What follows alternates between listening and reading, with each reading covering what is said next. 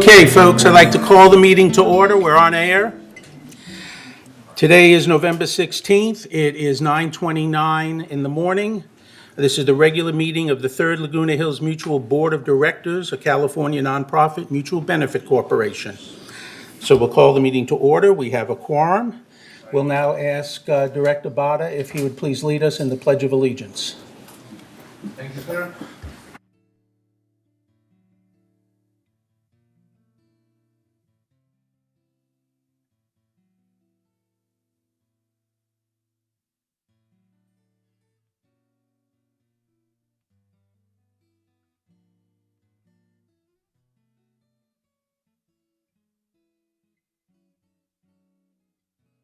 Okay, I'm going to assume that we have media present, since we're both on Zoom as well as on air. Can I get a motion to approve the agenda? So moved. Who moved? Director Rain Sozak moved? One item on the agenda. Wait, I need a second first. Just slow I'll down. second it.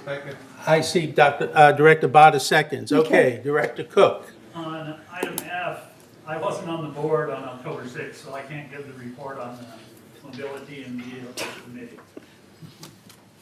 Okay. Just a second. On item 14, committee report. Where are you, Director Cook? 15F. 15F, GRF.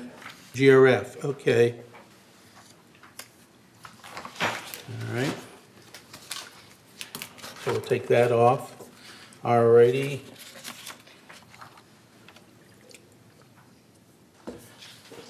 This was done in October, so somebody must have already reported on it. Right, that's what I'm thinking, so it's not a problem Yeah. in terms of a report for this time. Thank you.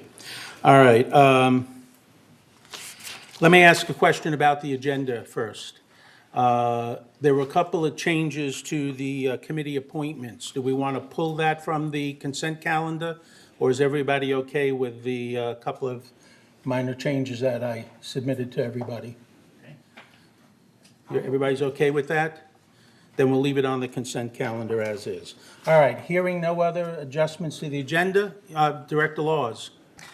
Yes, item 11A mentions August 2021. Is that the month that we're going to look at financials for? So it's in the consent calendar, item 11A.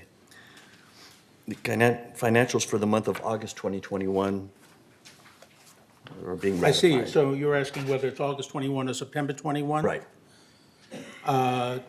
Jeff, Siobhan, I think it is probably September 21, right? That's a correction. Yes, Thank we you. can change that. So please make that correction. It should be September 21. Thank you. Any other issues related to the agenda? Hearing none, I'll go ahead then and assume by consent that the agenda is approved with those adjustments, unless I hear otherwise. Not hearing any objections, the agenda is approved by consent. All righty, moving on. We have approval of the minutes, but I also understand we have a member who wants to speak to the minutes before we approve them. Is that correct, Grant? That is correct. All right, that's not normally our procedure, but we'll go ahead and let the member raise whatever issues the member wants to raise regarding the minutes. All right, it is Susan Smallwood, 3456B. Good morning. I have a correction as to the minutes for October 19th, item 13F. I think it's very important that it's stated that Steve Parsons' resignation was conditional, that if the board would only approve Lynn as his successor, that he would resign. And if the board would not accept Lynn Jarrett, that he would not resign. And also that Director Muchnick indicated that there was precedence and it is legal. Thank you. I don't have any objections to including that in the minutes unless anybody else does. I have no problem with that. Thank you, we'll make those adjustments. All righty, going back now to approval of the minutes. We'll go, since we have 4 sets of minutes, we'll just go ahead and approve them all as a group unless there are some adjustments or changes that Director Laws. For October 7th, there is no mention of the officers that were nominated and elected during that meeting in those minutes. We don't normally list the ones who are nominated, just the ones who are elected. Okay, That's fair the way enough. we normally do that. Fair enough. There's nothing about those that were elected, nothing about the officers at all. Right. And that was a big part of that meeting, so I think that should be added to these minutes. You're saying that what should be added? That officers were elected and who they were Oh. and what the votes were and perhaps, or. We just typically list that officers were elected, is what we, and And- list and- the names of the officers Okay. who were elected. Then that's fine. Okay. Even, that would be great if that could be added Okay, to the that's October typically 7th minutes. typically what we do. Thanks. All right, let me just, what page are you on? Because I'm trying to find where we are. October 7th. Agenda item 5B. 5B on the floor, so that's somewhere in page 3 before Sure. item 13 for comments. There should be something about. All right, so let's make introduction to continuing director. Okay, member director comments. We actually did it in the organizational meeting. Okay, so it's really under, Okay. we don't have an October 7th organizational meeting. That may be what was missing. Is that what I'm missing? I'm looking at Siobhan, Grant, and Jeff. Yes, we can bring those at the next meeting. It looks like, yeah, this right here is the annual meeting. We can always bring the October 7th Yeah, organizational we should meeting. have- Yes. Mhm. Thank you for pointing that out, that we need actually the organizational meeting minutes, which is what Director Laws is actually referring to. So if we can go ahead and approve these as is with the changes that we've talked about, and then we'll have the organizational meeting minutes at the next third board meeting, if that's okay. All right. So can I get a motion to approve the minutes with the adjustments as agreed to for all of the minutes? I see Director Cook moves. Can I get a second? I see Director Wayne seconds. Thank you. Any other discussion about the minutes? Hearing none, then I'll assume then, again by consent, that the minutes are approved, unless, Director Laws? Just, I will abstain from October 1st since I wasn't at that meeting. Okay. Actually, we all should, You All also three. abstain from October 1st? yeah, since we weren't Okay. here. Since we weren't here, yeah. Correct, that's okay. All righty. Any other issues? Hearing none, then I will assume that the October 7th, 8th, and 9th minutes are approved by consent. And I will assume then that the October 1 minutes are approved with 2 abstentions. 3 abstentions. Okay? Excuse me, I don't see them listed. Well, that's why they're abstaining from the approval of them. Okay. That's why they're abstaining. All righty. Hearing no objections to that, we'll then move forward. We'll assume that the minutes are approved with those stipulations and those changes. All righty. Report of the chair. I have a couple of items I want to share with you. We are looking for people to serve as advisors to third mutual committees. Grant, do you have that slide? One moment, let me pull it up. Thank you. For those who are watching at home, we're going to put up a slide that lists the various committees of third, the chairs of those committees, and their email addresses.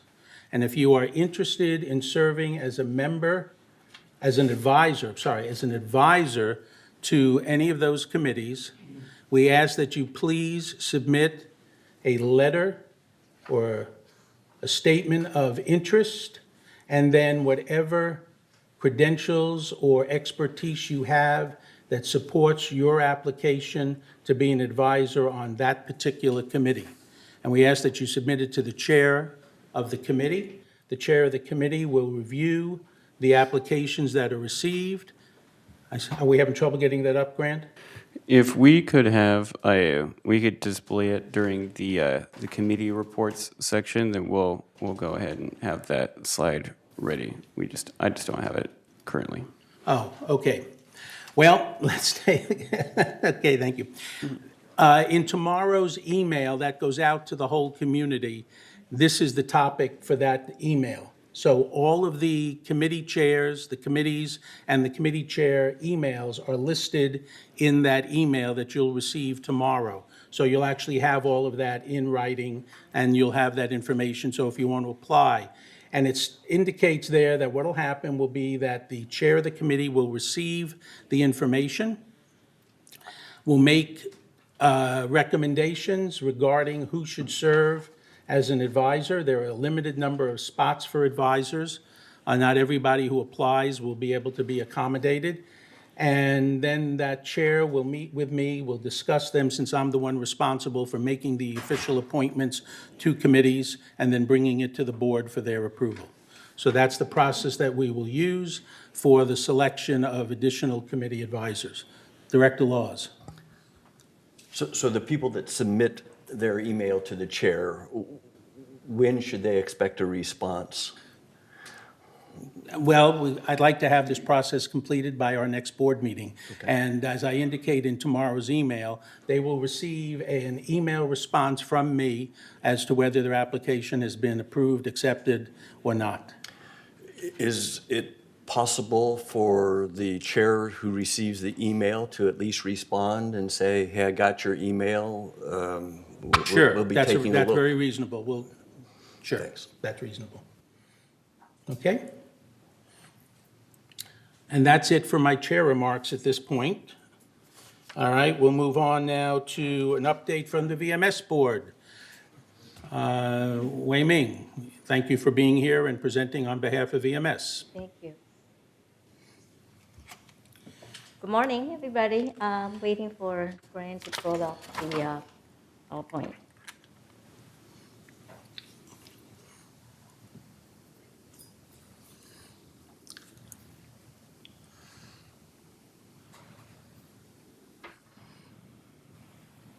Okay, update from VMS Board of Directors. Next. Yes, thank you. Maintenance and Construction Department restructuring. Next one, please.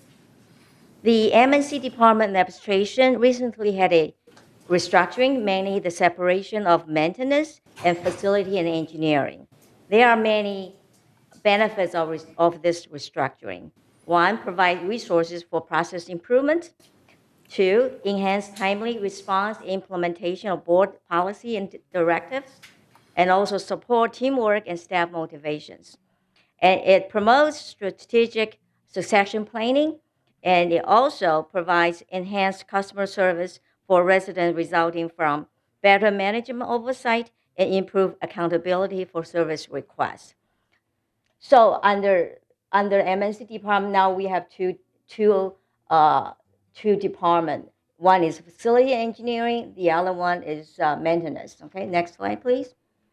And also there are 5 divisions: capital projects, manor alterations, damage restoration, maintenance department, and maintenance services. And in total, this whole department is there are 175 positions with 35.7 annual budget. I think this is the biggest department, I think. And next one, please. And under the facility engineering, there are 3 divisions, total of 33 positions, and there are project division, manor alteration, and damage restoration. Next, please. And under the maintenance services, there are 2 divisions: maintenance service and the maintenance operation. The maintenance service basically equipment and facility services. And this is the largest division. 50, so there are about 139 employees in this section. And next one, please. Performance indicator. Next. Key performance indicator, as you know, we implemented KPI back in January 2020. And now it's been 2 years, we have made some improvement to this reporting. And the new reporting will begin in December. And report will focus on measurable actions, process improvement, cost savings by project, and quantifiable corrective actions, outcomes for identifiable problems. And we will focus on critical customer-facing division, beginning with community services and resales department. Next. Key recruitment. Next. The general service directors. Key milestone. Final filing date for this position was November 5th. Initial screening interview with the candidate week of November 8th, and present candidates to CEO and COO, HR director, November 15th, so it probably was done yesterday. And the interview panel with VMS, Mutual, and GRF will happen on November 30th. And next step will be CEO, department heads interview with the candidates and negotiate contract, reference, and background check. The target start date is January 3rd, 2022. Next. Corporate secretary. The key dates are final filing date of November 12th, an initial screening interview November 15 and 16, present candidate November 17, and next step will be interview panel, and the date is TBD, and target date will be as soon as possible. All boards training. Next. As you all went yesterday, there was an all-board training yesterday, 9 a.m. to 2 p.m. at Clubhouse 5. The training conducted by Jeff Boma, who is the United Mutual Legal Counsel. The agenda includes Golden Ram Foundation Trust, all boards training on fiduciary responsibility, business judgment rule, Open Meeting Act, and also every department had made an introduction and presentation. This video will be recorded, and the video will be available for all resident and members in about 10 days or so. We'll let you know. Operational enhancement and accomplishment. Next. Art fair in village. This was exciting. You see all those pretty artwork. Community center walls now boost new, colorful, life-inspiring visitors and employee alike. And artwork display on community center at first, second, and third floors. Colorful brochure available from concierge desk that features artist names, artist titles, mediums, prices, and locations.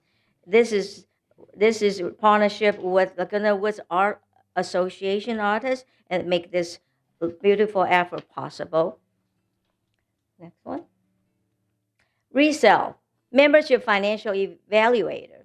Now we created a temporary position in resale division. This person will review membership application, income verification, asset evaluation, credit information to create a management report.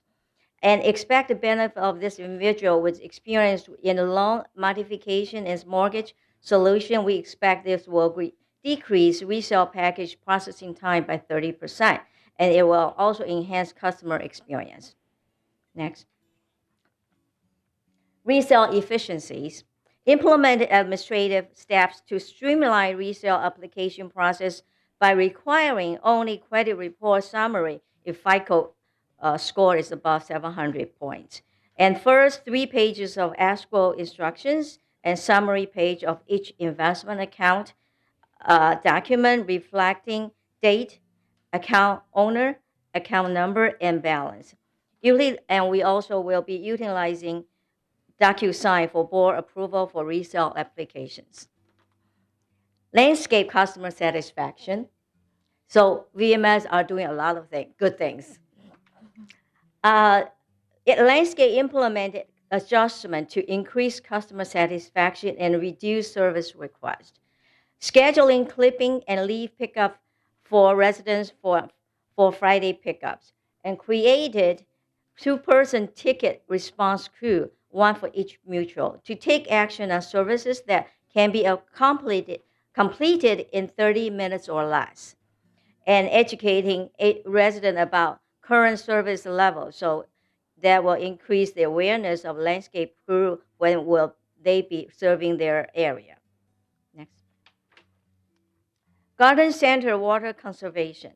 Irrigation system feature automatic timer valves programmed to shut off water access when facility closed. So water will be shut off, and this has a lot of, I'm not gonna name all the benefit. It really gonna stop a lot of water waste and leakage. Thank you. Next. Transportation. Bus route consolidation. Eliminate Route 3 and consolidate it into other routes, C1, C2, and Route 5. Annual saving approximately $70,000. Next. Transportation revenue enhancement. Transportation will approximately generate about $100,000 annual revenue from Arizona pipeline for material storage at our facility, and bus parking for H-Well parking, and fuel purchase from H-Well, and also route sponsorship for memorial care. Total about roughly about $100,000. And the next one, the 2022 Community Mulch Days. Mulch generated in village by landscaping will be available to residents for personal use during Community Mulch Days, which will be January 21st to 24th, April 22nd to 25th, August 19th to 22nd. Mulching a garden or planting area helps suppress weeds, prevent soil erosion, insulate, and help soil absorb moisture. Next. So feel free to contact VMS at info@lagunawoodsvillage.com, or you can contact your mutual board representative. This is my update. Thank you. Thank you very much, Wei Ming. Obviously, it looks like VMS has been quite busy. Anybody on the board have questions for Wei Ming about her presentation? Director Bada. Wei Ming, you mentioned about the mulch distribution dates. That's a great idea, but is it possible, would you know where the people can pick up the mulch from? I believe it's Clubhouse 5. Oh, sorry, Siobhan, you have that? Siobhan, probably, yeah. I was going to say Clubhouse 5, and I believe there'll be one other clubhouse, probably Clubhouse 1, but we'll get all that information out to the community well in advance. That's good. Yeah, I just thought giving the dates today is a good idea, but letting people know where to get it would be a better idea too. Okay, thank you. Okay. Anybody else questions, issues? Wei Ming, thank you very much. Move on. We have the open forum. Just before we start the open forum, there was one other little announcement I wanted to make. The next town hall will be Wednesday, the 24th of November. It'll be from 3 to 5 in the afternoon, same location, Clubhouse 2 in the Sequoia Ballroom. We'd like to see as many people attend as possible. So that's Wednesday, the 24th of November. All righty, Grant, we're ready for our member comments. We'll take people in person first. The first speaker is Jules Zelon, 3124A.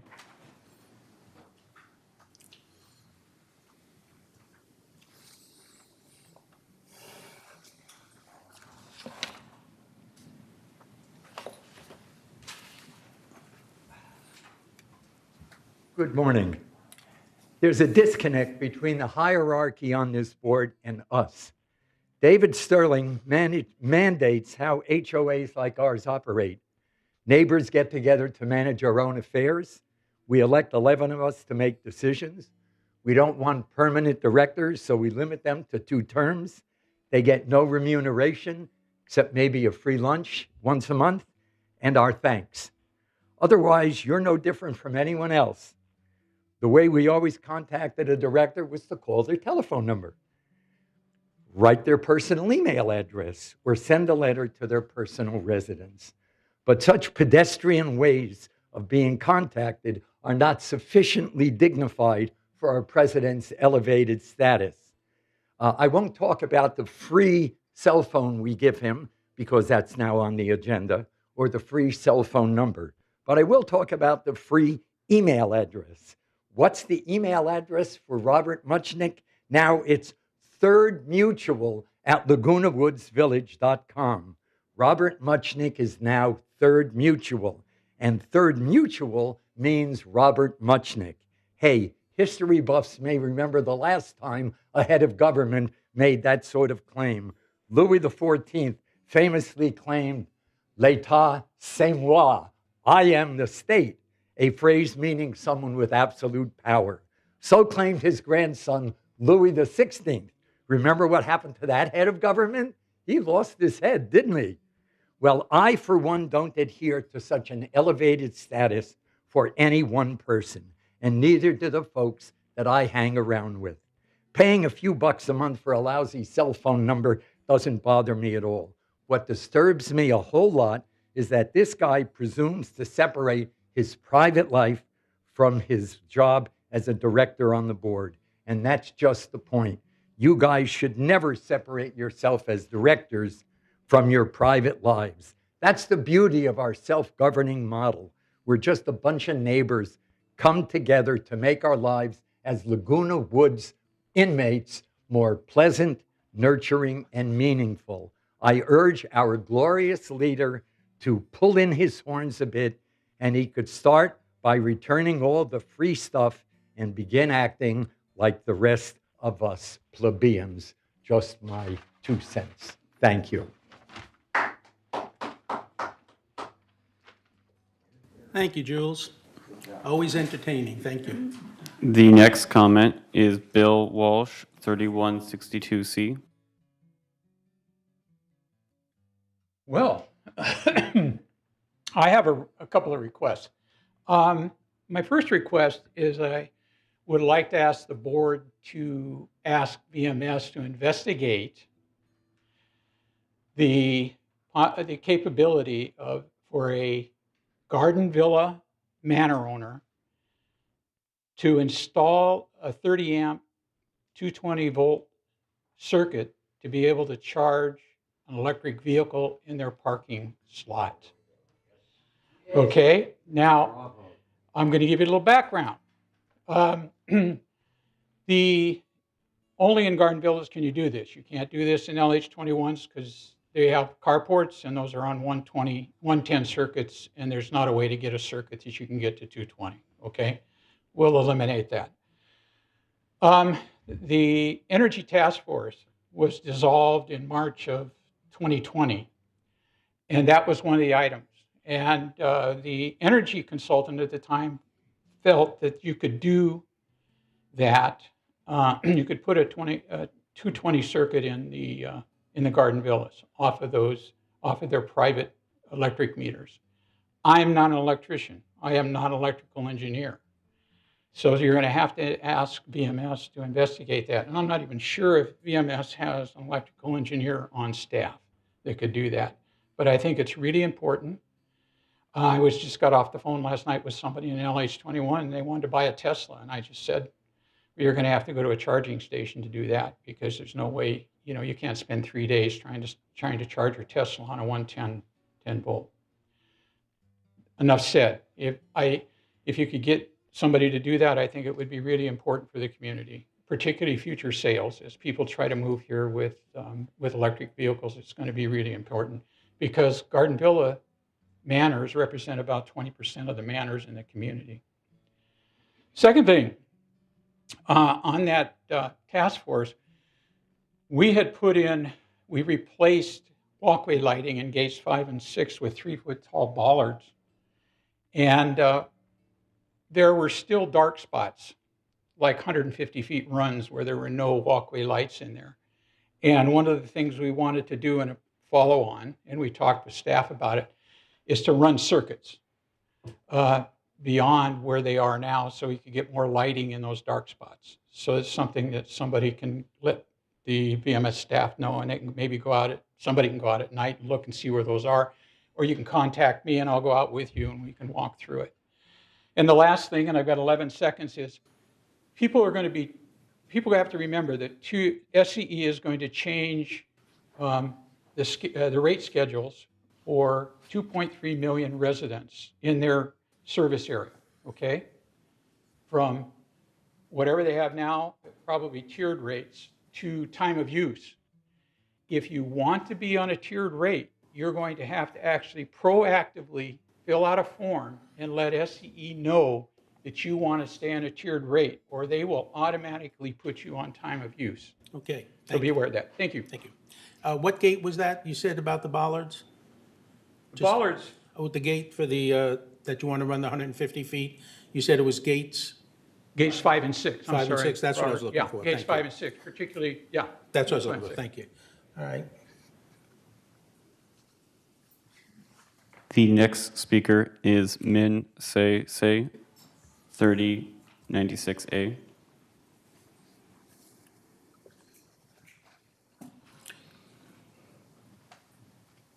Good morning, members of the board. My name is Ming Seizai, 3096A, and I also was asked by 2 other property owners to speak on the same topic, Mr. Che of 3101B and Mr. Lee of 3100A. Thank you for the gentleman's comment, and it's related to that. We're on cul-de-sac 317, and in our cul-de-sac, there are 2 Teslas, 6 electric carts. We cannot charge overnight anymore. I'm charging my golf cart at my residence, so I'm paying twice. I paid by 150 Jules, and I'm paying for electricity to charge my golf cart at a residence parked in front of our unit, which is also a hazard. You know, in case of emergency, it's right there at the front door. In the past 3 months, we have, and some of our neighbors are here, we have called for service. Maintenance people come, they flip the switch, and, you know, we have electricity. The next morning, it's gone. I have spoken to 2 maintenance guys, and he said, I cannot do anything. We have to be directed by someone. So that's why we're here today. I'm not an electrician like the gentleman before me. I don't know what the solution is, but it's really, I mean, we have a neighbor who has 1 golf cart, no cars. That's their means of transportation. And last night, they were not able to charge.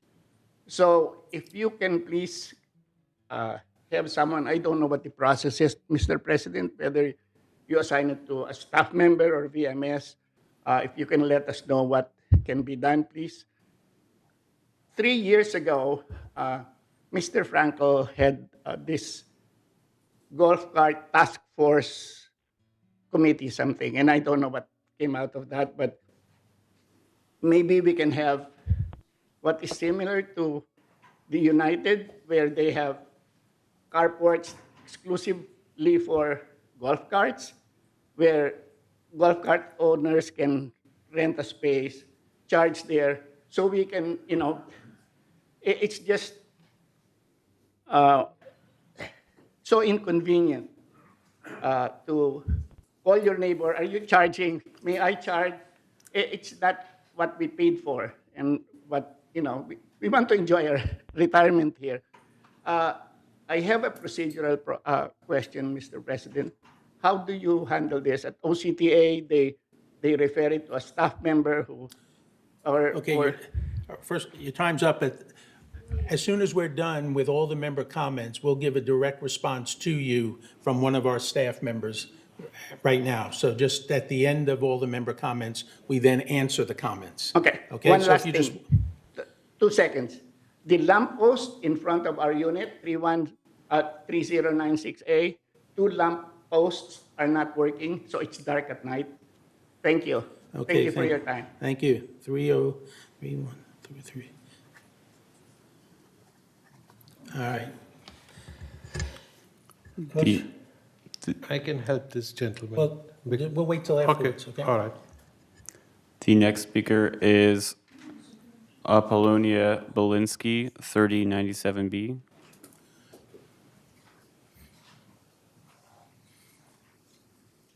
Good morning. My name is Apollonia Blenski. I'm at 3097 Via Serena North, and Barta Gaywood is my neighbor, and Ming is our neighbor. And just to reiterate what he already has brought up, we have a golf cart. We do not play golf.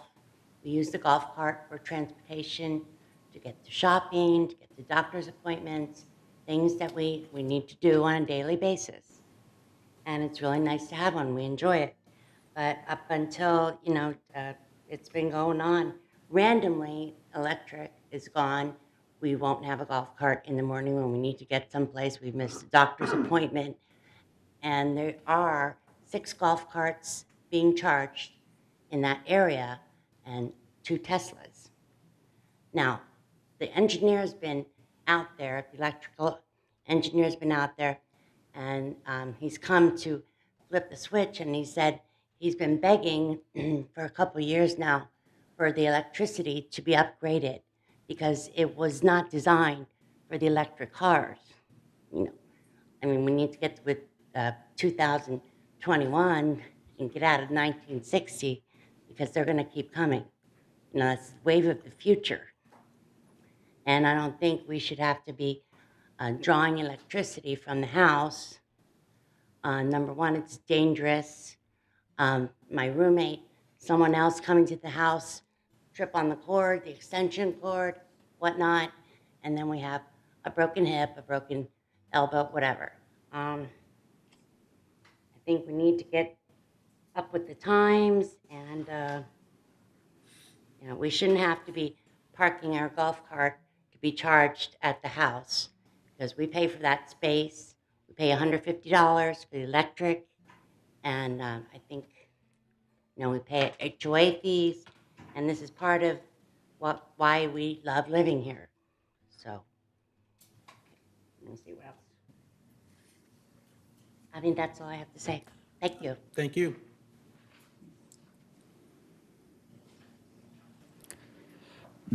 Dennis Hanon, 3098B. Hi, Dennis Hanon. I reside at 3098B. I'm one of the neighbors in the same group. We have carports. I bought a Tesla a year ago. It flips the switch. Your people who do the maintenance, the first guy that came out, I told him what the problem was. It took him 3 days to get there to tell us about the electricity. And then he insulted me. He said, "Oh, you're one of those guys who bought an electric car. You're going to save the world." And that was his response. I find that unacceptable, number one. So he goes over, flips the breaker, and the electricity goes on and off. You've heard from everybody. I'm a Tesla owner. My wife and I use the car for our work and travel. We only charge on 110. We think you need to upgrade to 220 as well. There's 220 in every unit here in Laguna Village. If it's in all the units around the carports, there's no reason it can't be figured out to get it into the carport so people can charge. And these people that need their golf carts, it's a nightmare.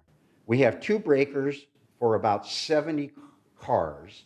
I happen to be on the breaker that will only charge 1 Tesla and 1 golf cart.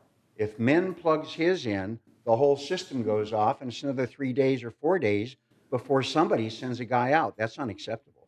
I'm paying $240 a year for the car to charge, and I'm paying $160 a year to charge my cart, and we're not getting any service here. And my biggest question right now is, you talked about all these committees. Do we have a committee to upgrade electricity around here? If we don't, I suggest we have one. I'd like to be an advisor on that one. But I feel like, we need to get some action on this immediately. These people have an emergency. They're not able to charge the cart. Their cart is their only transportation. They don't have a car. So this is, and there's more and more cars coming in. And our other neighbor, he bought his Tesla a month ago. The electricity's going on and off. He's not getting a charge, and he's paying you as well. And we can't drive our cars up to the front door to plug them in. And you can't charge them off of an extension cord. It's unacceptable. I've already checked with Tesla. So we're here begging for somebody to get some action going on this item because it's a health risk. It's a problem for everybody that's trying to electrify their stuff. And if you can't do anything, I think you need to refund our money and tell people, well, you'll just have to figure it out. But I think that's unacceptable. That's not a good quality of life. Electric cars are coming here to stay. Southern California Edison pays you $1,000 if you buy an electric car. Well, there's an incentive, and there's more and more people getting them. 2 of my friends in the village here bought a Tesla this week, and already they're flipping electricity where they live. They're not in my area. So I'm begging you as a board, this is a critical item. Electric cars are here to stay. Your governor wants electricity. The president of the United States says no more petroleum, no gas, no methane. Can't use anything to generate electricity. So please do something to help us. Get the 220 in there or get the 110 working that can handle more carts and cars and et cetera, okay? Thank you. We're begging. Thank you. Thank you. Thanks. Carol Moore.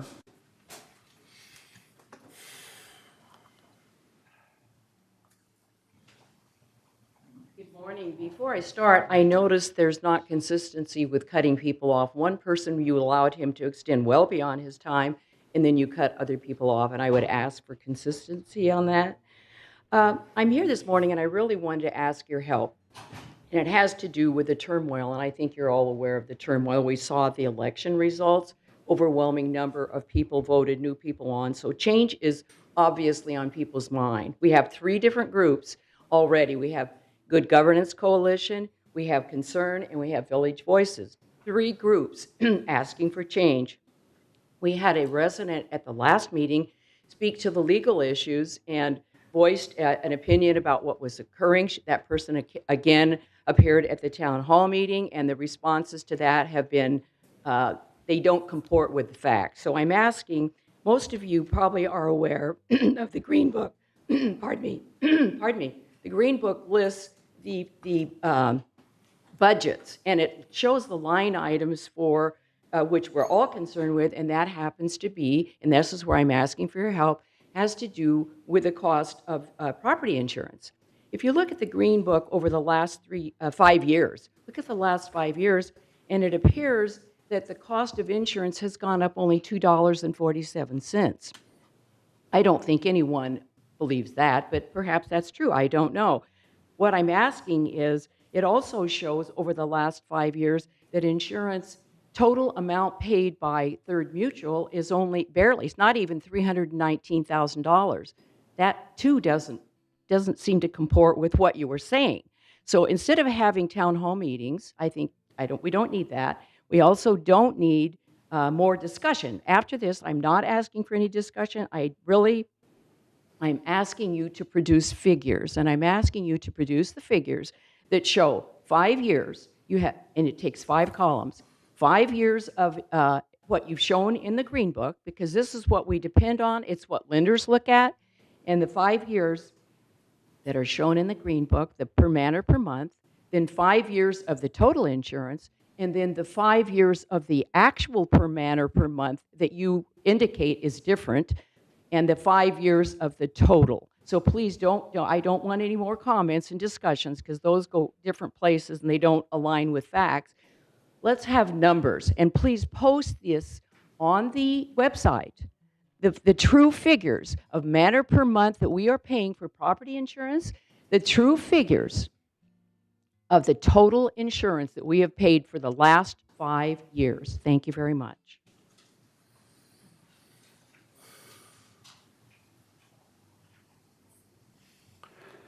Barta Gaywood, 3097B.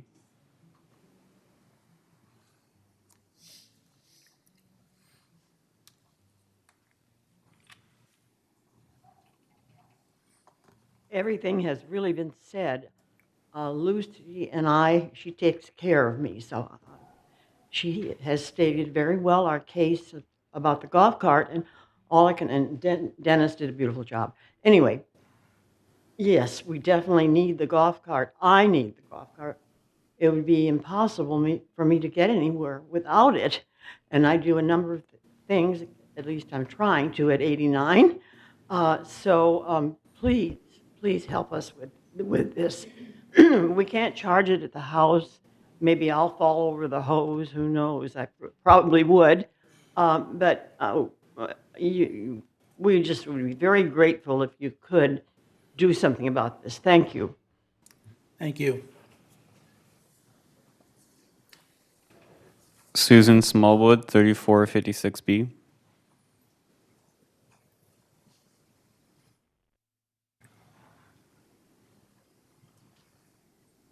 Good morning.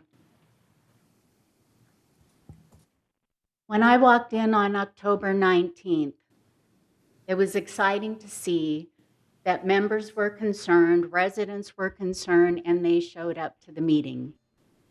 Did the GGC get the full facts? No, they didn't get the full facts. There were a few things missing, but it brought attention to some important matters, and they showed up. What's very concerning is that we have a president who would use a precedence of another board member resigning under the same circumstances. And we had two of your board members who asked, was this legal? Is this legal? And you said yes. But it is not. At the town hall, you indicated it was John Pearlstone. That was in 1920. John Pearlstone resigned, and he went on to the GFR board. So there is nothing similar to what you protest.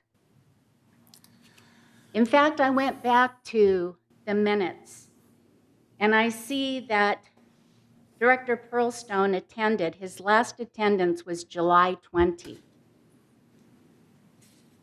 And by August 18th, he was gone. And there is nothing in those minutes as to his resignation. So I ask you board members, when you see something that is not right, not kosher, that you really ask the appropriate questions.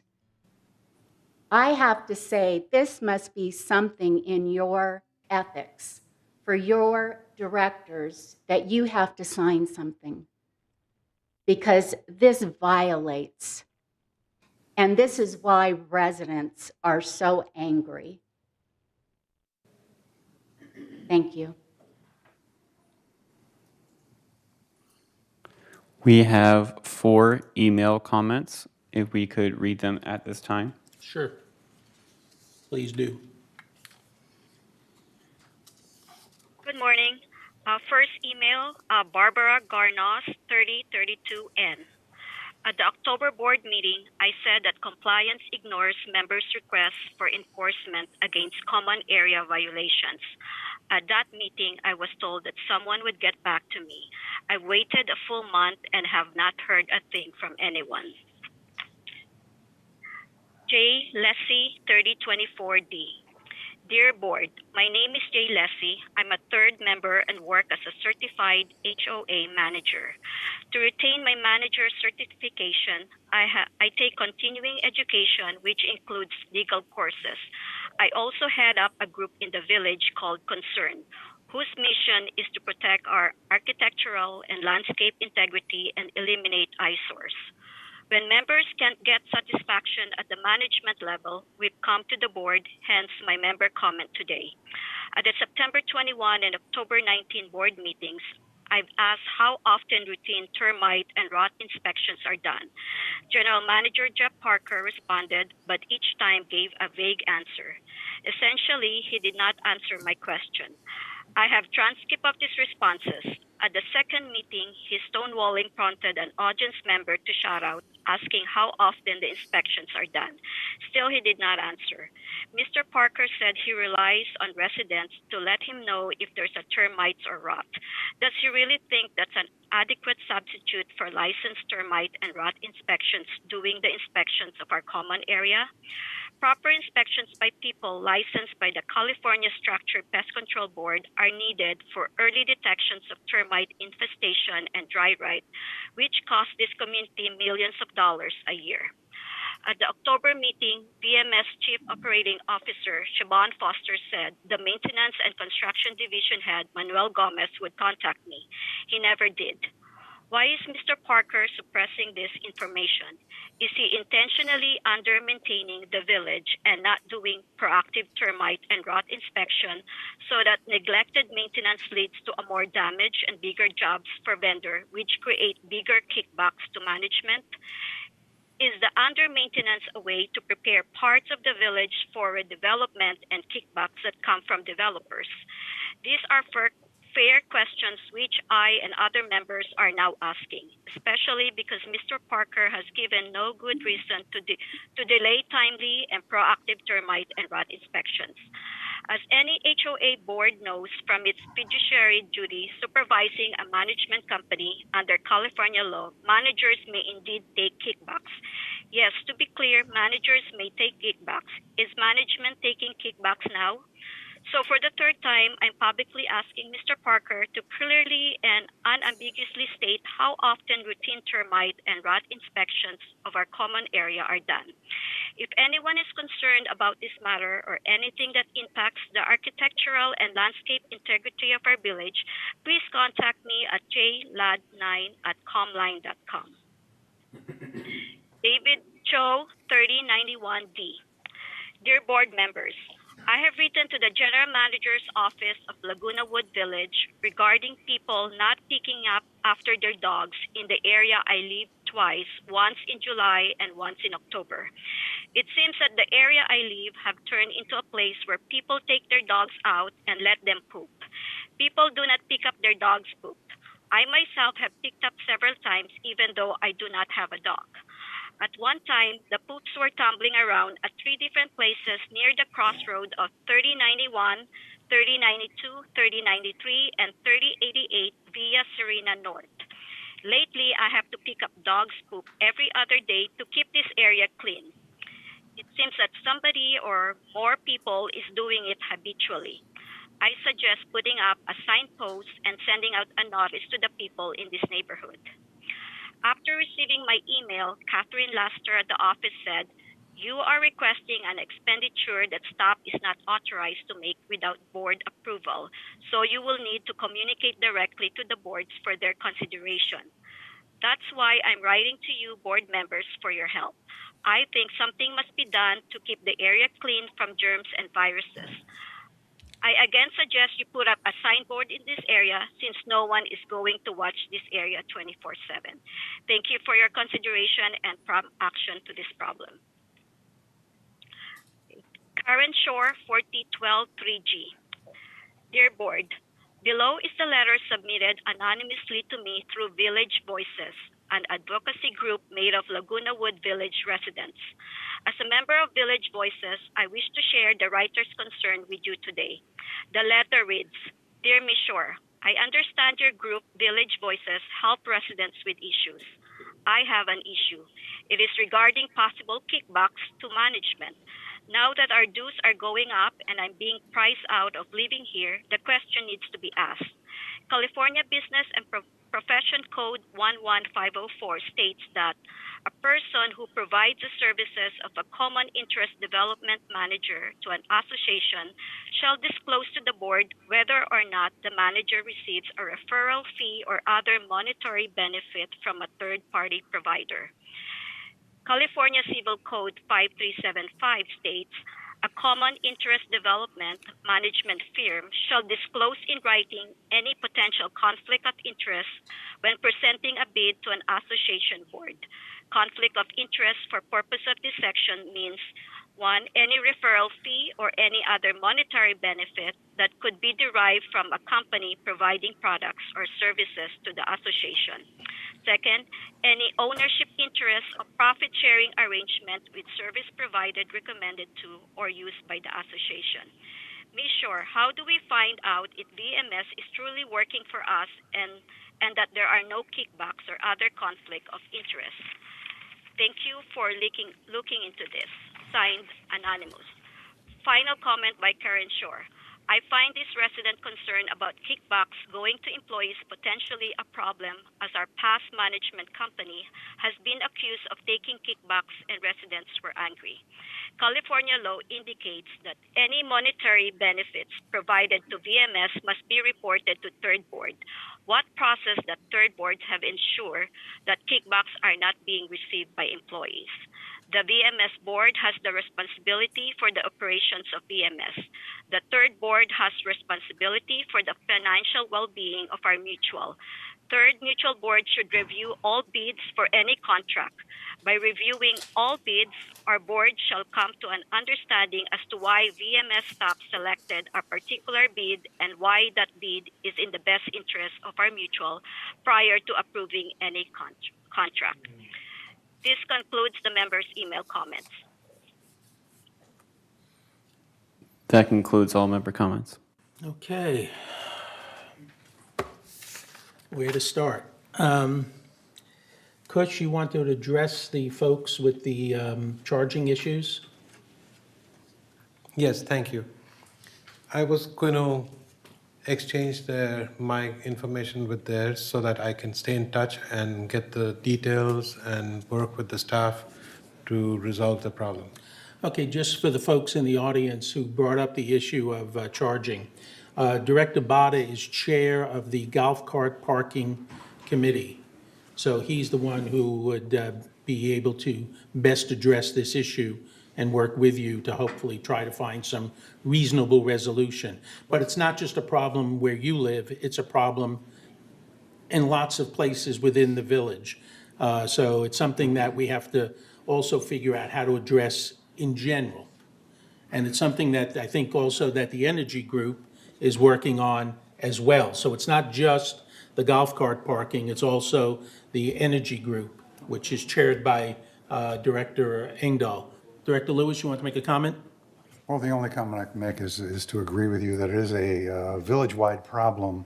And when I remodeled my unit, because I have an electric car as well, they were concerned which model, because some draw 50 amps, like Teslas, they draw 50 amps. And if I put in a Tesla, which I will next year, it's a good chance that it'll dim my neighbor's lights. Because and that's a quote from SCE, their engineers, because this community needs to be upgraded. And I don't know what we can do to push that along a little quicker, but sooner is going to be better than later. Even with 30 amp cars, it could be an issue as far as the draw. Okay, thank you. All right, anybody else want to address that issue on the charging? Director Cook? I just wanted to make a comment. In doing my alteration to my unit, I actually inquired with Edison prior to even starting anything to see if I could upgrade to a 200 amp panel or 200 amp service. And they said, yes, no problem. They sent a guy out, no big deal. When it came around the time to actually do it, they came out and said, oh, well, you're in a multi-unit building, you'll have to pay to raise everybody up to 200 Director Cook, panel. please make sure So that your there's a microphone is on. real problem. Oh, Did anybody hear anything I said? Okay. My voice tends to carry. Director Bada is going to work with them on this point. Jeff?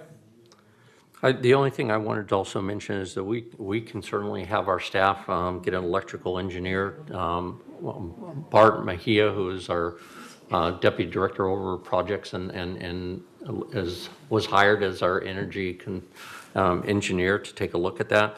It's suggested that we look at hiring an electrical engineer, working with the boards to see what steps and what needs to be taken and what is available at this point in time, and then looking at the future. And that's kind of what the M&C committees have been working on, and of course you have your golf cart committee.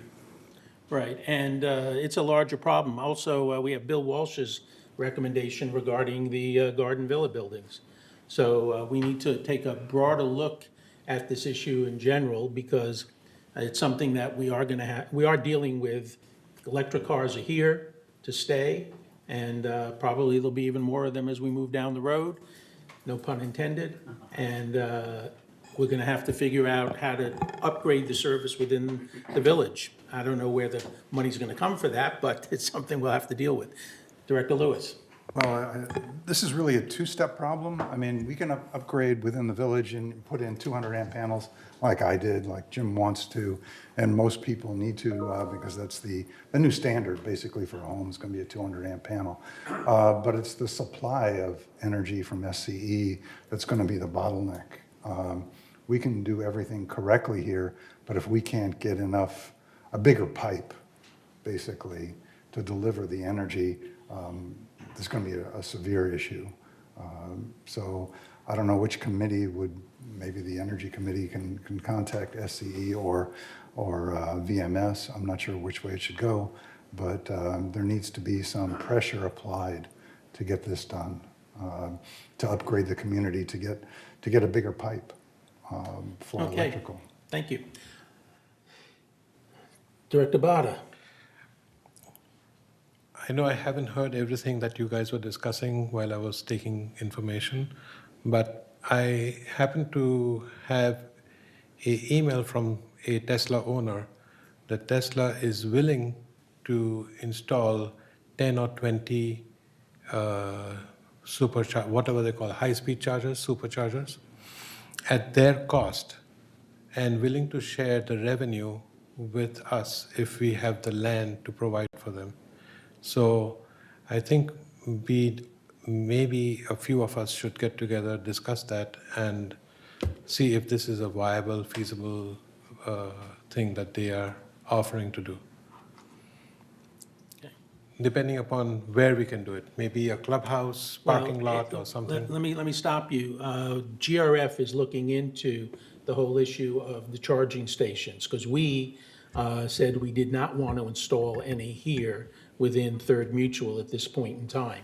So I would say that you should take that directly to GRF and their committee that's currently working on the issue of charging stations at the clubhouses, because it would seem to make sense if Tesla's willing to install some of them, that they might incorporate that into the process.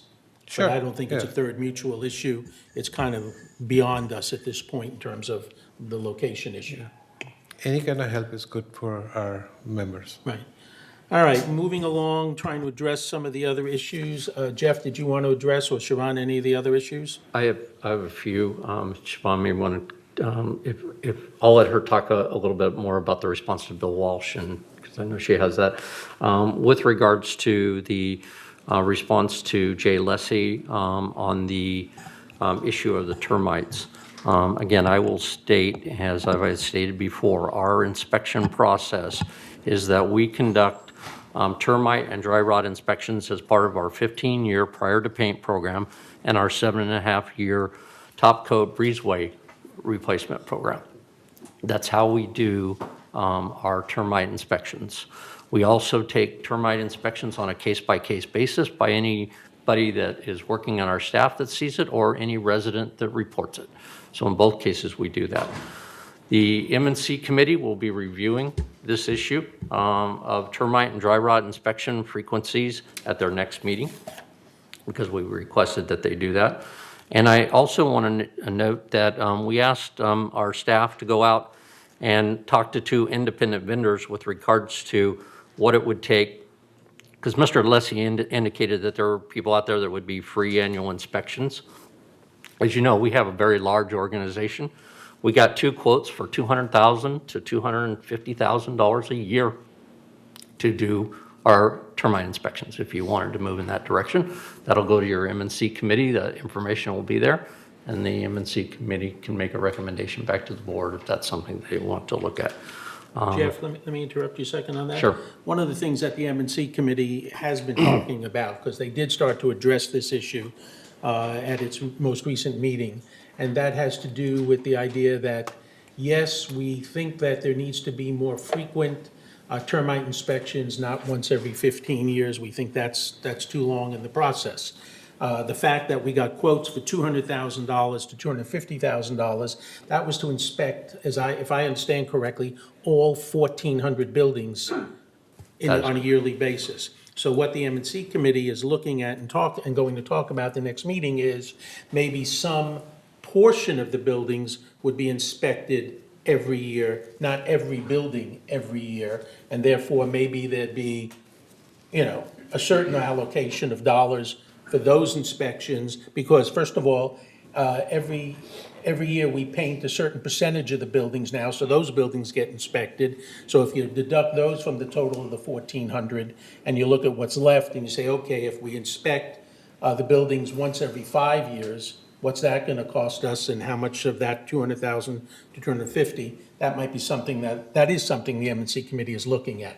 So to address Mr. Lacy, it's not something that's off the table. It's something that's actually on the table for the M&C committee. The second thing I wanted to comment on is in two comments by Mr. Lacy and also by Karen Shore, a couple comments were made with regards to kickbacks. I take this very personal when somebody says that potentially there's kickbacks to VMS. As the CEO, I can assure you that that is not occurring in this organization, but I would be more than welcome to sit down with anybody that thinks that's occurring, to talk to them and report that to the third board or any other board, so you could do an independent investigation if you would like. I'd be more than willing to open up everything that we have to assure those residents out there that that is not occurring. Thank you. Okay, Siobhan, did you want to say anything? I did, thank you. I just wanted to mention, in response to Mr. Walsh's comment about the new Edison rate structure, an article will be going out to the community in a few days, I assume at this Friday's blast, articulating the change in the structure and what residents can do if they want to stick with the tiered system. So Bill has been in contact with Bart, who is leading that effort from the staff. And then secondly, the mulch for next year's mulch program will be available from clubhouses 3, 4, and 5. Okay. All right, to address some of the other comments, the email that was read by Barbara Granis, I'm not pronouncing the last name correctly, for the issue of that she contacted us last month about compliance issues and not being responded to for compliance. There are two issues there. Once I went back and read your email from last month, and there was nothing specific about an issue of compliance that you seem to be concerned about that they could contact you on. And number two, if there is an issue related to compliance of one of your neighbors, it's not something that we can publicly discuss with you. It's a confidential information that if it's being investigated regarding another member of the community. So that's why you probably didn't get a response to that.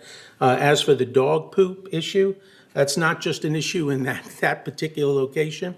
I have a dog. I walk all over the parts of Third Mutual, and it is an ongoing issue in a whole host of areas, specifically on Paseo del Lago, for example. It occurs by the golf course, and actually there is a sign there, and there's bags on a pole and a wastebasket, and then if you look right to the right and left of that wastebasket, there's dog excrement on the ground that some owner chose not to even pick up, even though the bags were right there and the trash can was right there. So it's a big issue, and it's something going that we're going to have to figure out how to address in general, but it's not just limited to that one location. That's all I have to say about dog excrement. Anybody else? Comments? Director Laws.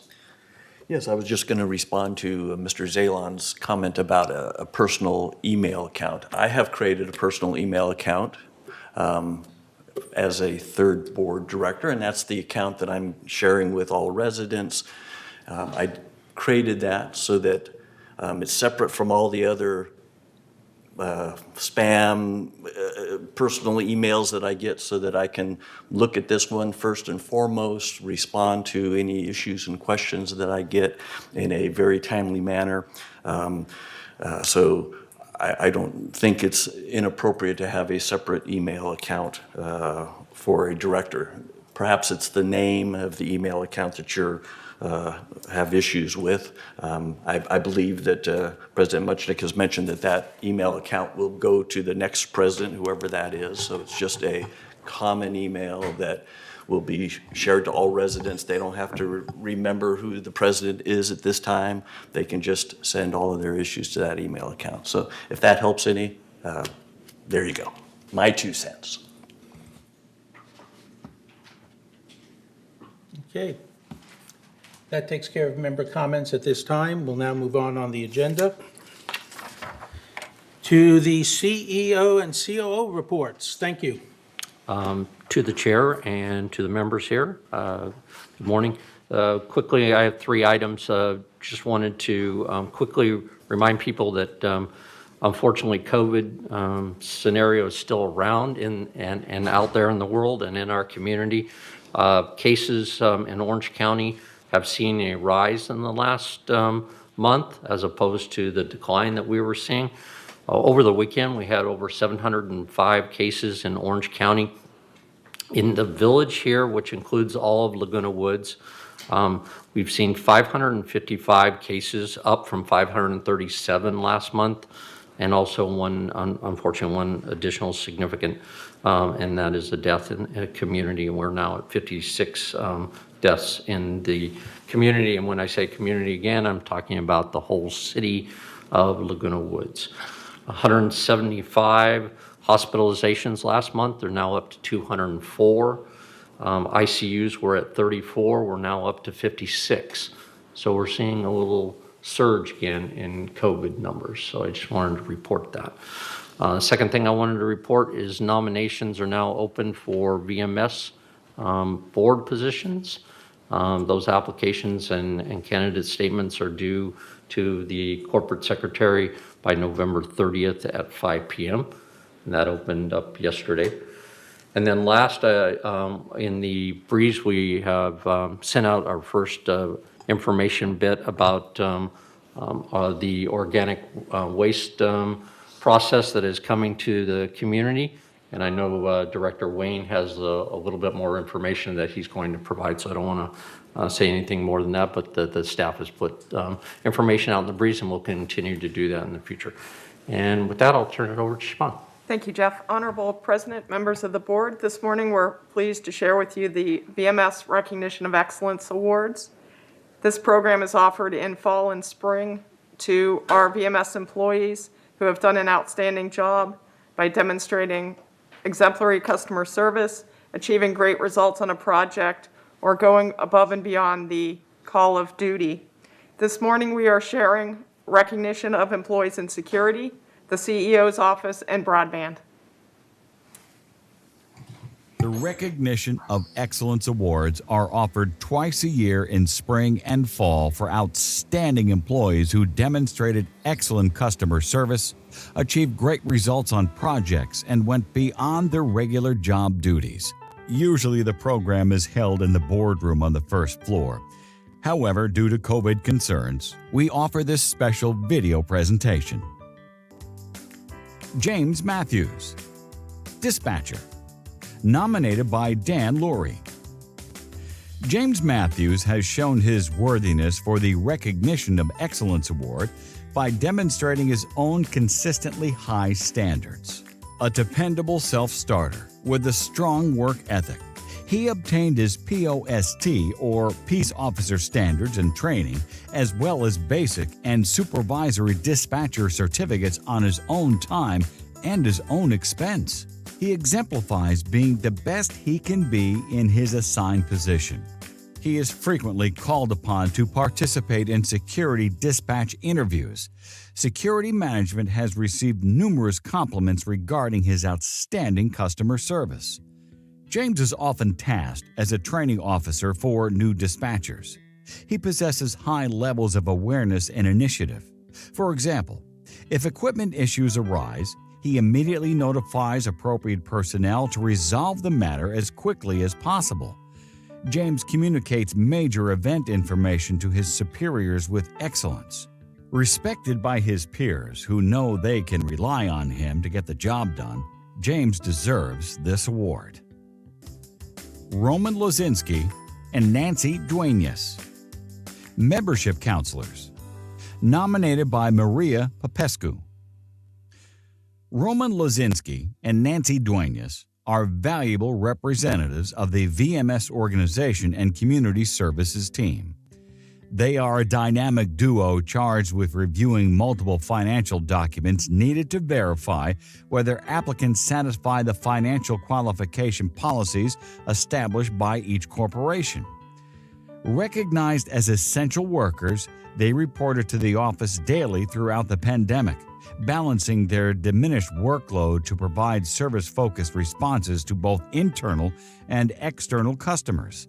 When a ransomware attack compromised the ability to meet customer expectations, Roman and Nancy often served as intermediaries between customers and other departments working with a compromised staff. The implementation of an automatic $10,000 holdback necessary to close any escrow, together with the inability to access historical documents, made for a very chaotic and stressful time for sellers and staff alike. Nancy, in particular, interfaced with the accounting team on an almost daily basis, tracking the monetary holdbacks and releases of the same through June of this year. The number of packets received per day has increased by 140% from January 2021 to the present. And this team has maintained the same high pace since March, when the numbers suddenly doubled. This high transaction volume came with increased customer interactions, and Roman and Nancy have maintained their professionalism and increased their daily processing of transactions from 3.5 to 4.8. Nancy and Roman make themselves available to community center walk-in traffic, including escrow officers, sellers, buyers, and agents. Like all departments not yet fully recovered from the ransomware attack, membership counselors recognized and accepted the responsibility to ensure resale transactions conclude as smoothly and as efficiently as possible. The excellence of their work has direct impact in the number of resales, which doubled for May, June, and July compared with the same period last year. Roman and Nancy's pride in their work, tireless efforts to meet or exceed customer expectations, skill and patience in managing all tasks make me proud to nominate them for this award. Broadband Services Team.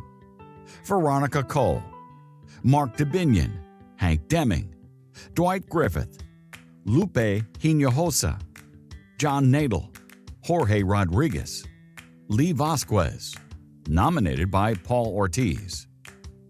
The Broadband Services staff served the Laguna Woods Village community throughout the pandemic by providing important television and internet technical services to residents each day. Broadband Services continues to provide excellent customer service in the field and with all billing-related inquiries. The team members consistently receive phone calls and emails from the community commending their professionalism, knowledge base, and exceptional customer service.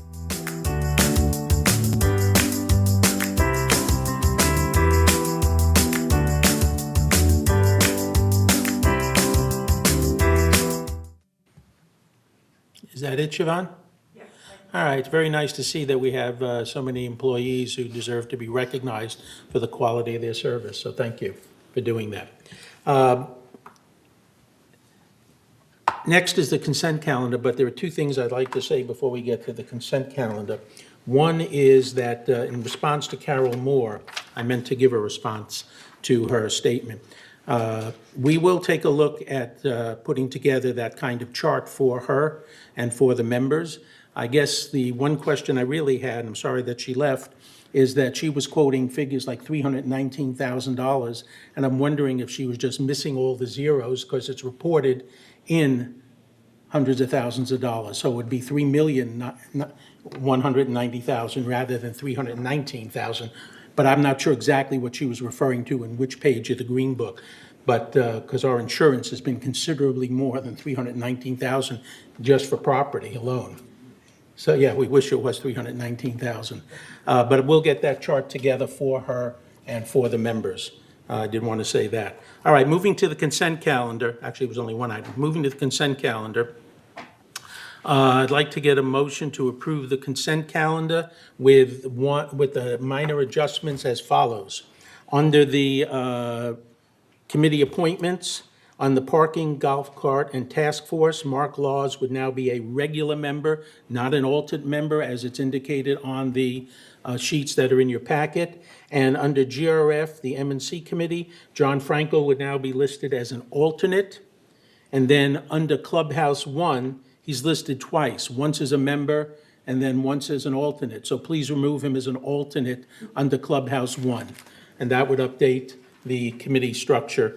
So if I can get a motion with that change to approve the consent calendar. I so move. Director McCary moves, and I see Director Wayne seconds.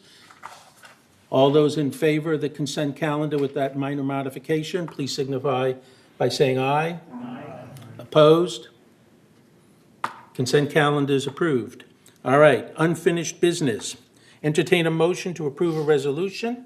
I'll turn it over to Director Jarrett, who will read the motion. Well, basically, the motion is to approve the resolution, and you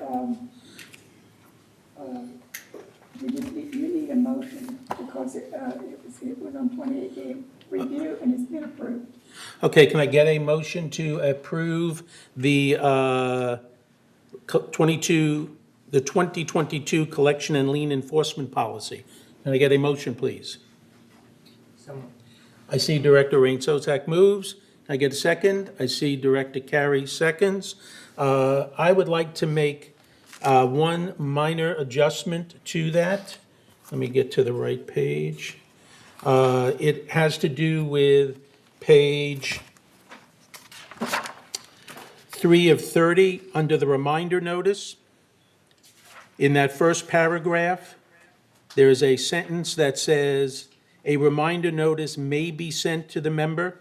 I'd like to modify that to say, a reminder notice and email may be sent to the member. Okay, Director Campos, you have interim finance officer. If I may, President, just so the board's aware, this is something that we need to send out as part of our annual mail out, and it has gone to print. We may have jumped the gun a little bit. Being that it's such a minor change, we certainly can update it and put it on the website, but this is something that's already gone out to print and is about to be put in the mailboxes here on Monday. Okay. Can we send an addendum? Could we send an email addendum since we're saying it's by email? Could we send some kind of addendum or something just to update? You could put a cover sheet on it or something that indicates that you're going to respond by email as well. On the entire mail out, you're saying? Suggestion. If that's something that the board really wants to do. Let me stop you. We want to make this change. That's a board decision to make this change. How it's disseminated, we can discuss afterward, but right now what's on the table is to make the change. And we're not going to, just because you have the mailing ready to go, we're not going to not make the change that the board wants to make. Fair enough. Okay? Thank you, sir. All right. So I'm making the recommendation that it's a reminder notice and email may be sent. If there's any, Director Bada? I have a question for Mr. Jose. Has it already been put in an envelope and ready to go to the post office? I believe so, but I don't know the answer to that yet. Okay. It was sent out in the mail, it was printed yesterday, have they stuck them yet? I don't know. That all may be true. It may already be ready to go. It may actually have gone out. The reality is, we have a motion to approve. We have not actually formally approved the 2022 lien policy anyhow. So whatever you're sending out had not been formally approved. Director Laws. That's what I was just going to try to confirm. So is there a process issue that the staff will be looking at in order to make sure this type of thing doesn't happen going forward? I'm seeing nods from, Yes, absolutely. Great, thank you.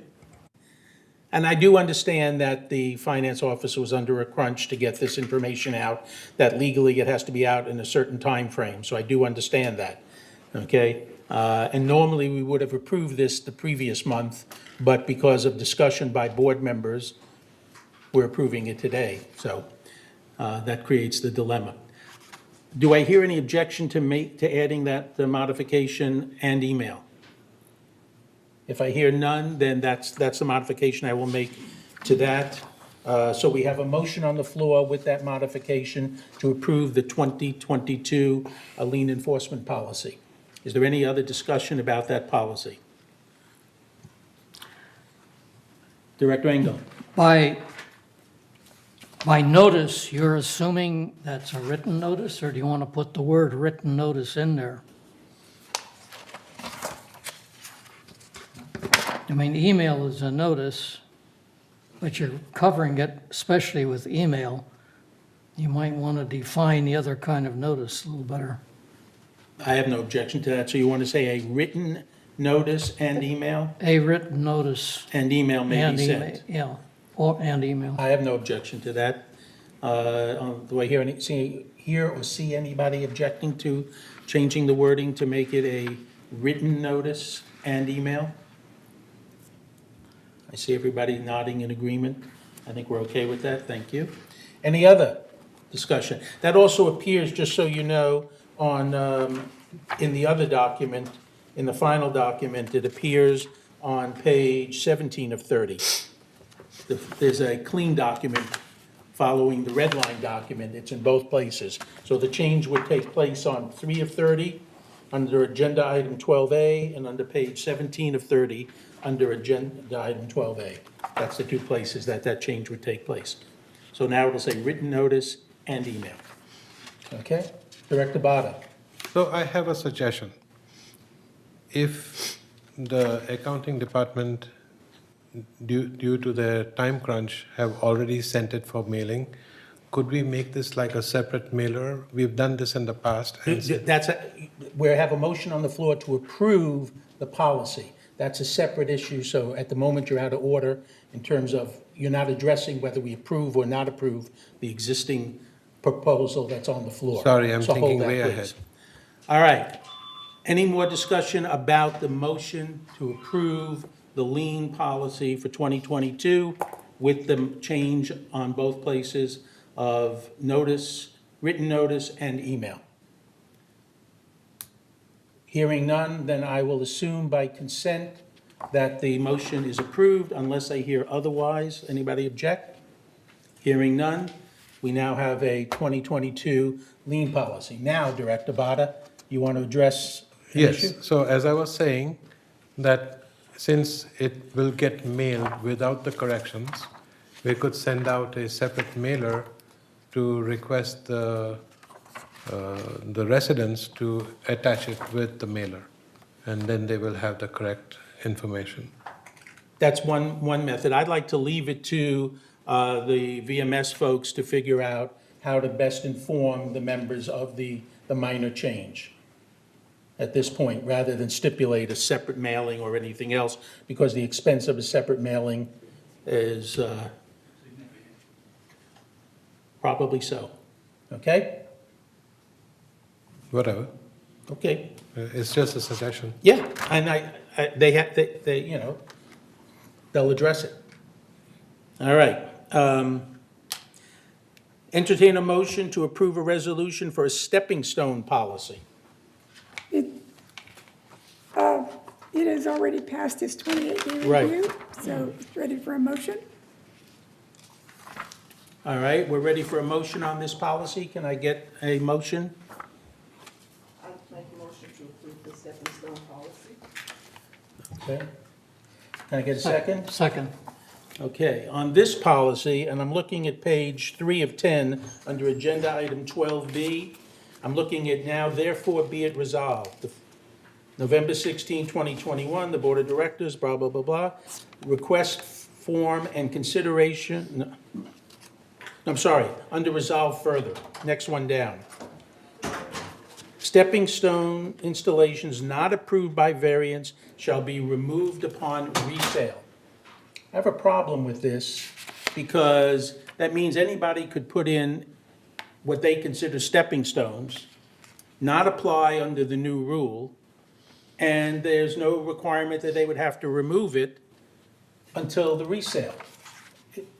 So I would like to change the resolve further to say that installations not approved by variance shall be removed, period.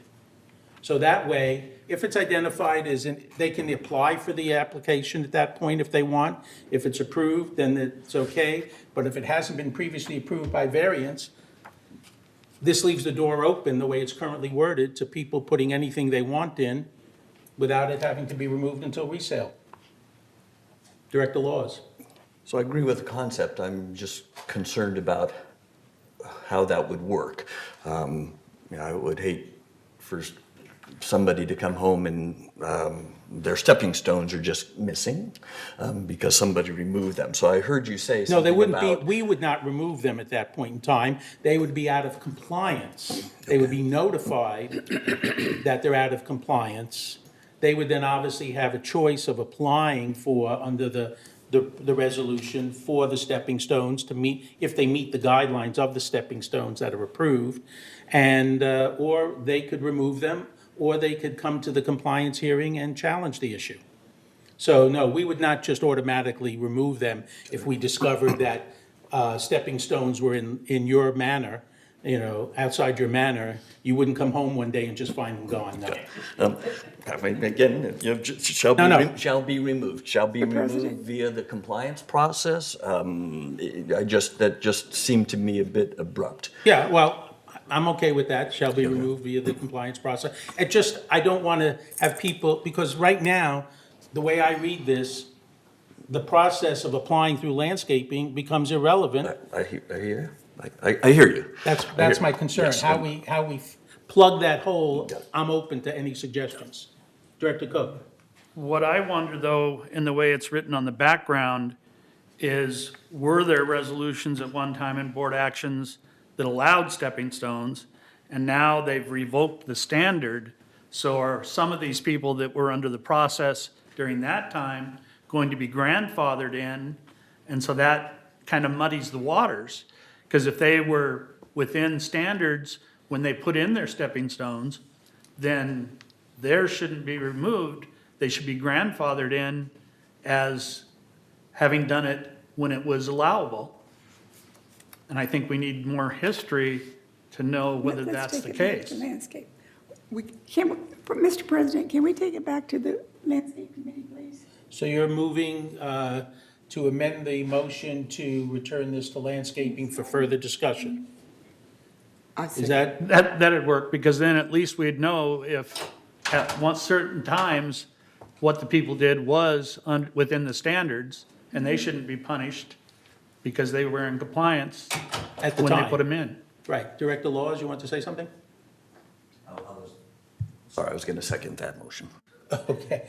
All right. So we're moving to amend the existing, actually, I'd rather do, if it's okay, I'd rather ask the mover and the seconder of the current motion to withdraw their motion. Is that okay? Withdrawn. Who seconded it? Who was the second? I may have seconded. I was the second. You were the second? All right, so you were the second. Who was the mover? It may have been me. May have been. All right, we're going to assume for discussion purposes that it was Director McCary. So that motion now has been withdrawn. I'd like to now entertain a motion to send this back to committee. Director Jarrett, are you making that motion to send it back? And Director Cook, I heard you to say you'd second that? Or was that Director Laws? It was Director. Director Laws seconds that motion to send it back to committee. Is there any discussion now about the motion to send it back to committee? Oh, Director Laws, I'm sorry, I was looking over here. Go ahead. Okay, so while I appreciate the staff submitting or including an example landscape form, great stuff, I thought it was a bit ambiguous, specifically the top of page 10 of 10, where there's a description that would be asked for the form, and in the example, they filled out instructions versus truly give an example. You know, a quasi-map of a house with a couple stepping stones located, so I would like to see if this example could be a true example. They've got most of it there, so just... Well, when it goes back to committee to look at the whole thing. Yeah, fair enough. So I Okay. just want that included, not just the wording, but I'd like that also looked at by the committee. Thank you. If that's really possible, because the number of variations and things of that nature It- might lead people down the wrong path. It could, All right. as this might. Thank- All right, so right now, we have a motion on the floor to send this back to the Landscape Committee for further review. Any discussion, Director Wayne? Second? No, we already have the motion on the floor. It was One more comment. Who Yeah. seconded it? Director Law seconded it. Okay. One more comment, if I may. Director Cook. In essence, I don't have any problem with it going forward where the people have to get a variance and approval for the stepping stones. Just as to the history, as to whether or not people were in compliance and they should be grandfathered in. Well, that's what'll have to be taken into consideration when it goes back. That's the main point for it. Yeah. Okay, all righty.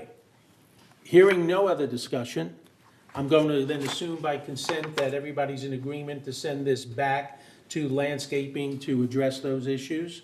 And unless I hear an objection, then we are sending this back to landscape. Okay, so moved, done. All right, next item on the agenda.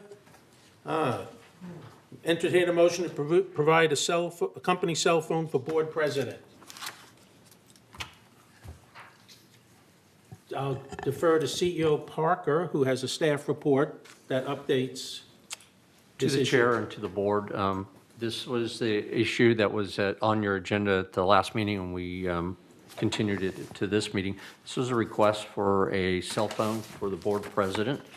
As we discussed in the last meeting, we had a cost issue that was related to the originally stated in the staff report, or the verbal staff report, of $75 a month was our contractual rate that we had for cell phone services that had full implementation of data and all of the requirements that would be necessary, a minimum.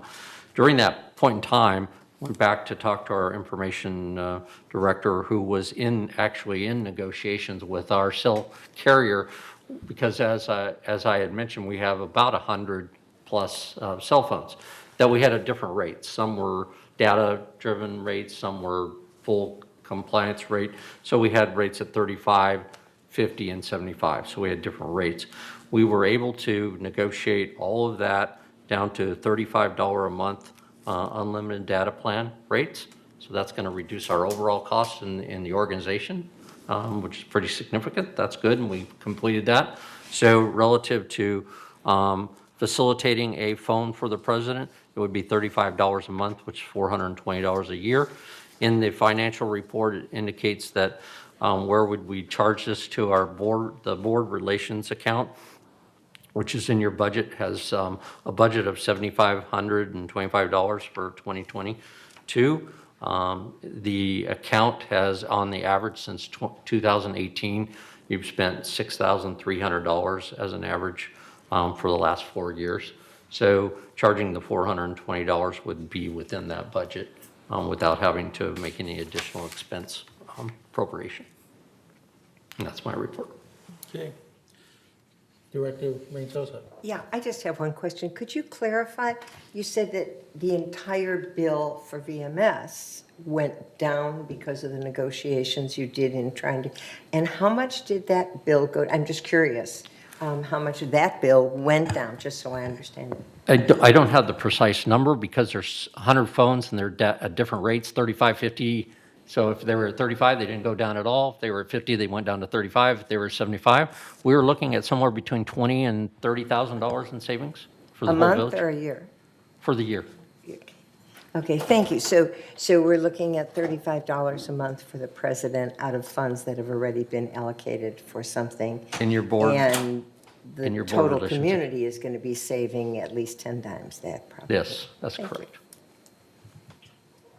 All right, can we put the motion on the floor, and then we'll open it up for discussion? Can I get a motion to approve the cell phone? Mr. President, I make a motion that we provide a company cell phone for the board president At the $35 a month rate? at the $35 a month rate mentioned by second Director I Barr. see Ray Sosak seconds. All right, now it's on the floor for discussion. Director Bada. You mentioned there was a budget of 7,500. What was that budget item? The budget for $7,500 is what's called board relations account. Okay, got it. That's specifically for third. Okay. Okay. And Grant, you have any other board comments? Director Laws. Yeah, just for clarification, what kind of calls would you expect to receive on this phone? Calls from VMS, calls from members of the community, calls from board directors. Okay, all right. Members of the community, so you're going to give the phone number out to the community? Same way that my current phone number has been given out. Okay, and okay.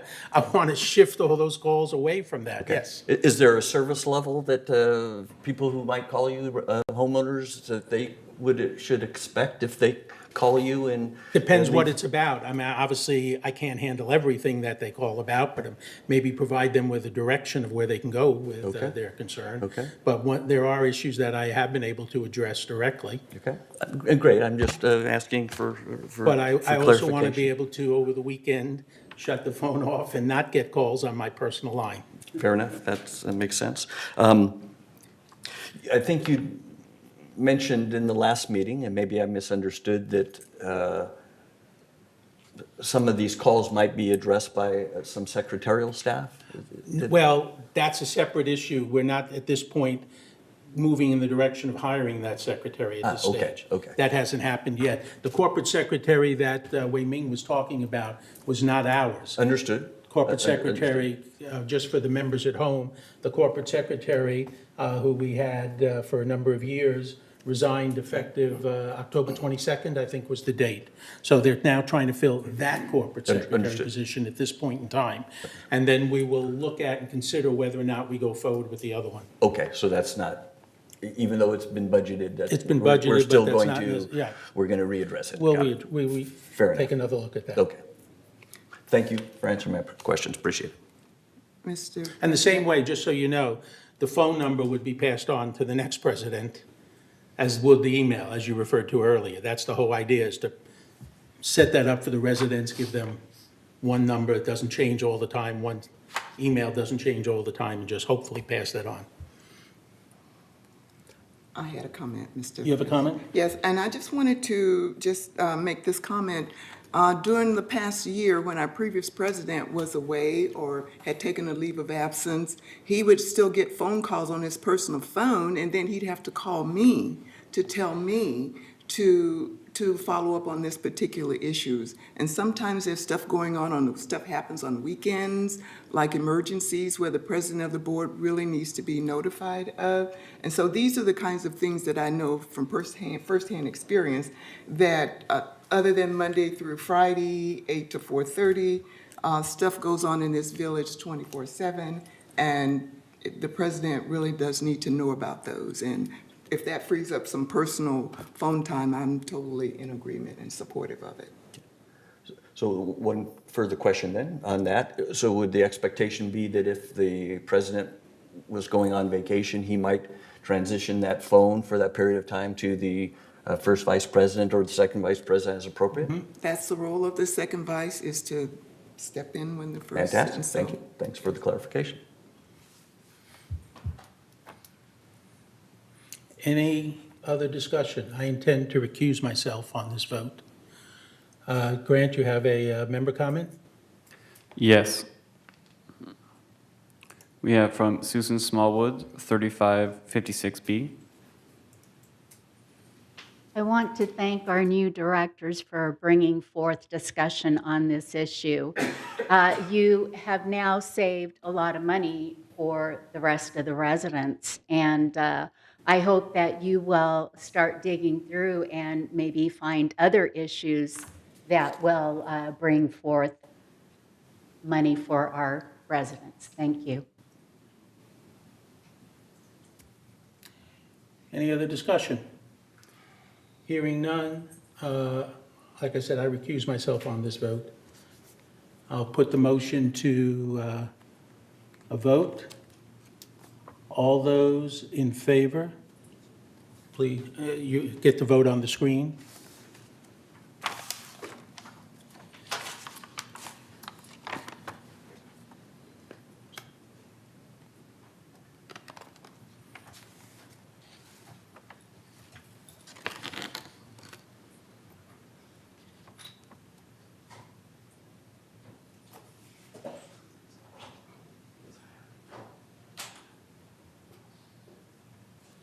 If anybody is having any technical difficulties, if you would please tell me your vote and I can input it. Thank you.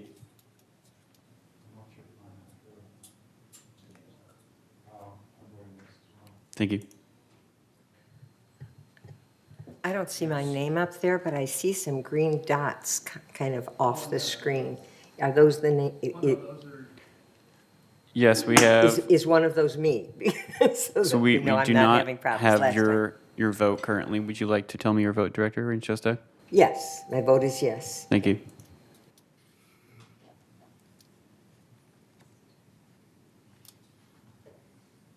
Director Frankel's out of the room.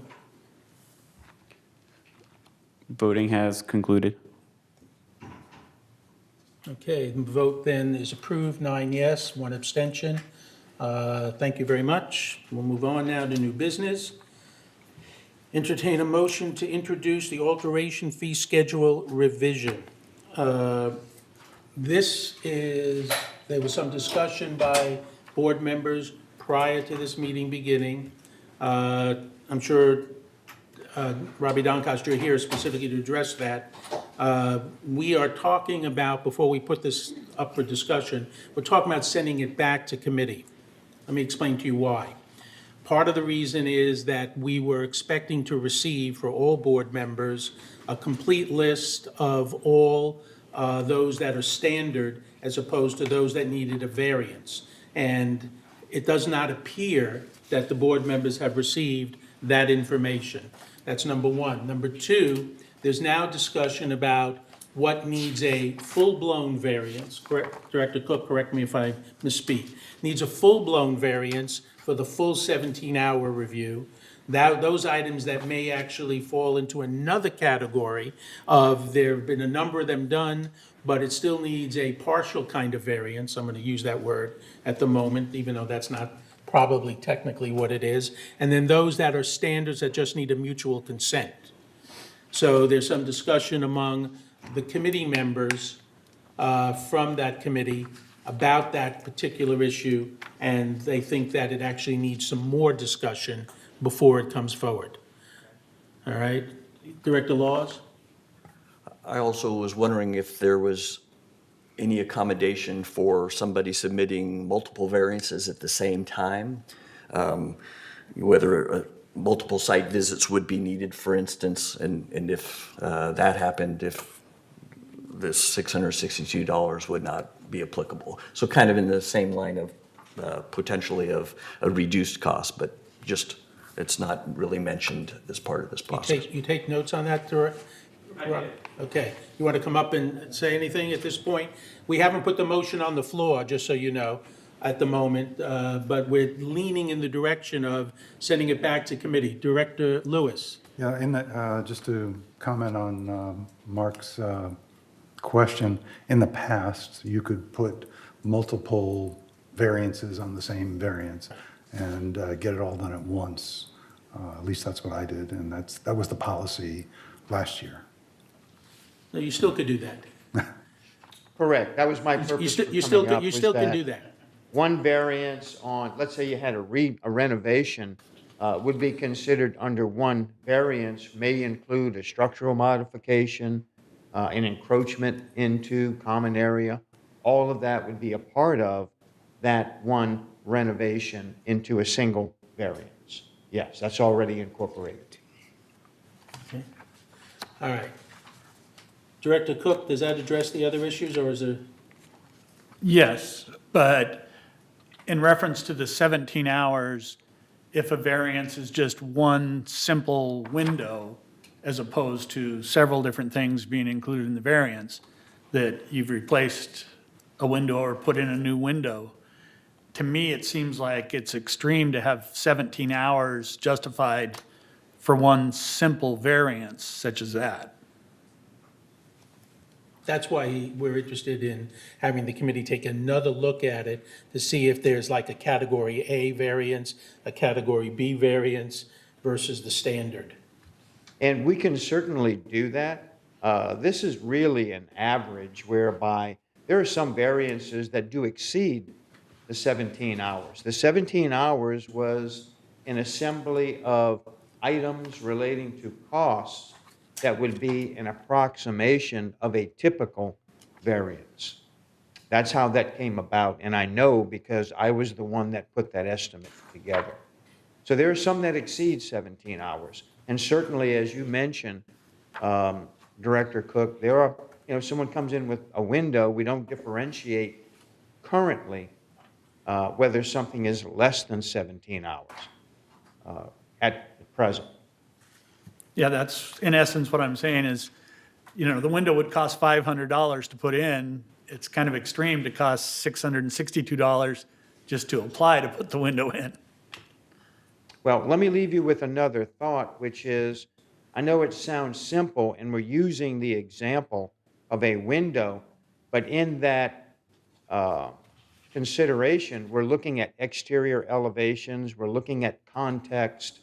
So there will be situations where maybe half of that is expended, and if we do want to look at a category of variance, we can certainly take that recommendation and do so, split it into 1, 2, if you like, 3 components. We won't be as finite. It'll be a little more finite than what we have as one variance, but we can certainly do that. I think that's what Director Cook is actually interested in seeing, and that's why he'd like to see this sent back to committee. Is that correct, Director Cook? Yes. Okay, and out of respect for his wishes, I'm going to ask for a motion to send this back to committee. Director Cook, would you like to make that motion? Okay, can I get a second? I see Director Jarrett seconds that motion. Is there any discussion about sending it back to committee? I guess, Robbie, we want to get it right. Certainly. We'd rather take the time to get it right than to have to kind of come back and change it again and again. Certainly. So hearing no discussion about the motion to send this back to committee, I'm going to assume by consent that everybody's in agreement to send this back once again to committee for another review and consideration. Hearing no objections, thank you very much. That takes care of 13A. 13B, entertain a motion to introduce the contractor violation policy. This you need to read, Director Jarrett.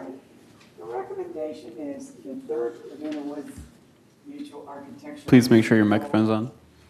I just flipped it off accidentally, sorry. The third Laguna Woods Mutual Architectural Control and Standards Committee recommends the third mutual board adopt the proposed contractor violation policy. There are several exhibits in here. Do I need to read all those exhibits? That's a lot. No, I don't think you need to read all these. Okay, we have 3 exhibits here that comprise this recommendation. Anyway, the background is the manor alterations is seeing more frequent violations by member-hired contractors. Many violations are minimal, some are severe, causing additional time management required by manor alterations and extensive additional member costs. These costs may include, but are not limited to, asbestos cleanups, removing mutual structural components, meaning damage to the mutual, and starting work without manor alterations or city permits. Many contractors are repeat offenders. Currently, Manor Alterations has no policy in place to manage contractor violations in this effort. As contractors are in direct contract with members and not the mutual is limited in its deployment of contractor violations. Third's attorney advises limiting the course of action against contractors to suspension or total exclusion from future work in third if the contractor has a proven track record justifying such action. Manor Alterations has increased its presence in an ongoing effort to educate members, contractors, and realtors with the addition of a bi-weekly news bulletin, additional staff to answer inquiries and guide applicants through the permit process, articles in the Village Breeze, additional new tools such as a process map, and a frequently asked questions guide. In the past year, much more information has been provided. However, violations continue to increase. Manor Alterations is seeking to enact the contractor violation policy as a method of leverage for enforcement of Third's current rules and regulations. This policy would only benefit Third Mutual members as it would provide clarity on potential contractor conduct expectations. It would also prove clarity on current mutual rules and regulations. I'm going to read the resolution now.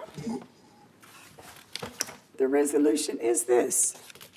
Contractor violation policy. Whereas the purpose of the contractor violation policy is to enact a unilateral and unambiguous matrix of penalties for contractors who violate current mutual rules and obligations or exceed the scope of approval for a project. And whereas this pending resolution would make the contractor violation policy permanent and provide a clear template for invoking penalties, inclusive of temporary or potentially permanent suspension from work within Laguna Woods Village, reduction of manor alterations lifespan to 90 days with the possibility for an approved timeline extension. Whereas the third ACSC and manor alterations agree that the contractor violation policy will be effective and both recommend the approval by the third ACSC. Now, therefore, be it resolved on November the 16th, 2021, the Third Mutual Board hereby approves the contractor violation policy as attached to these minutes and resolve further that the officers and agents of this corporation are hereby authorized on behalf of the corporation to carry out the purpose of this resolution. We need a motion, and this is going to be 28 days on 28-day review. Right, put this on 28 days. Can I get a director to move this motion, please? Hello? Director Rain-Tosak moves. Can I get a second? I see Director Franco seconds.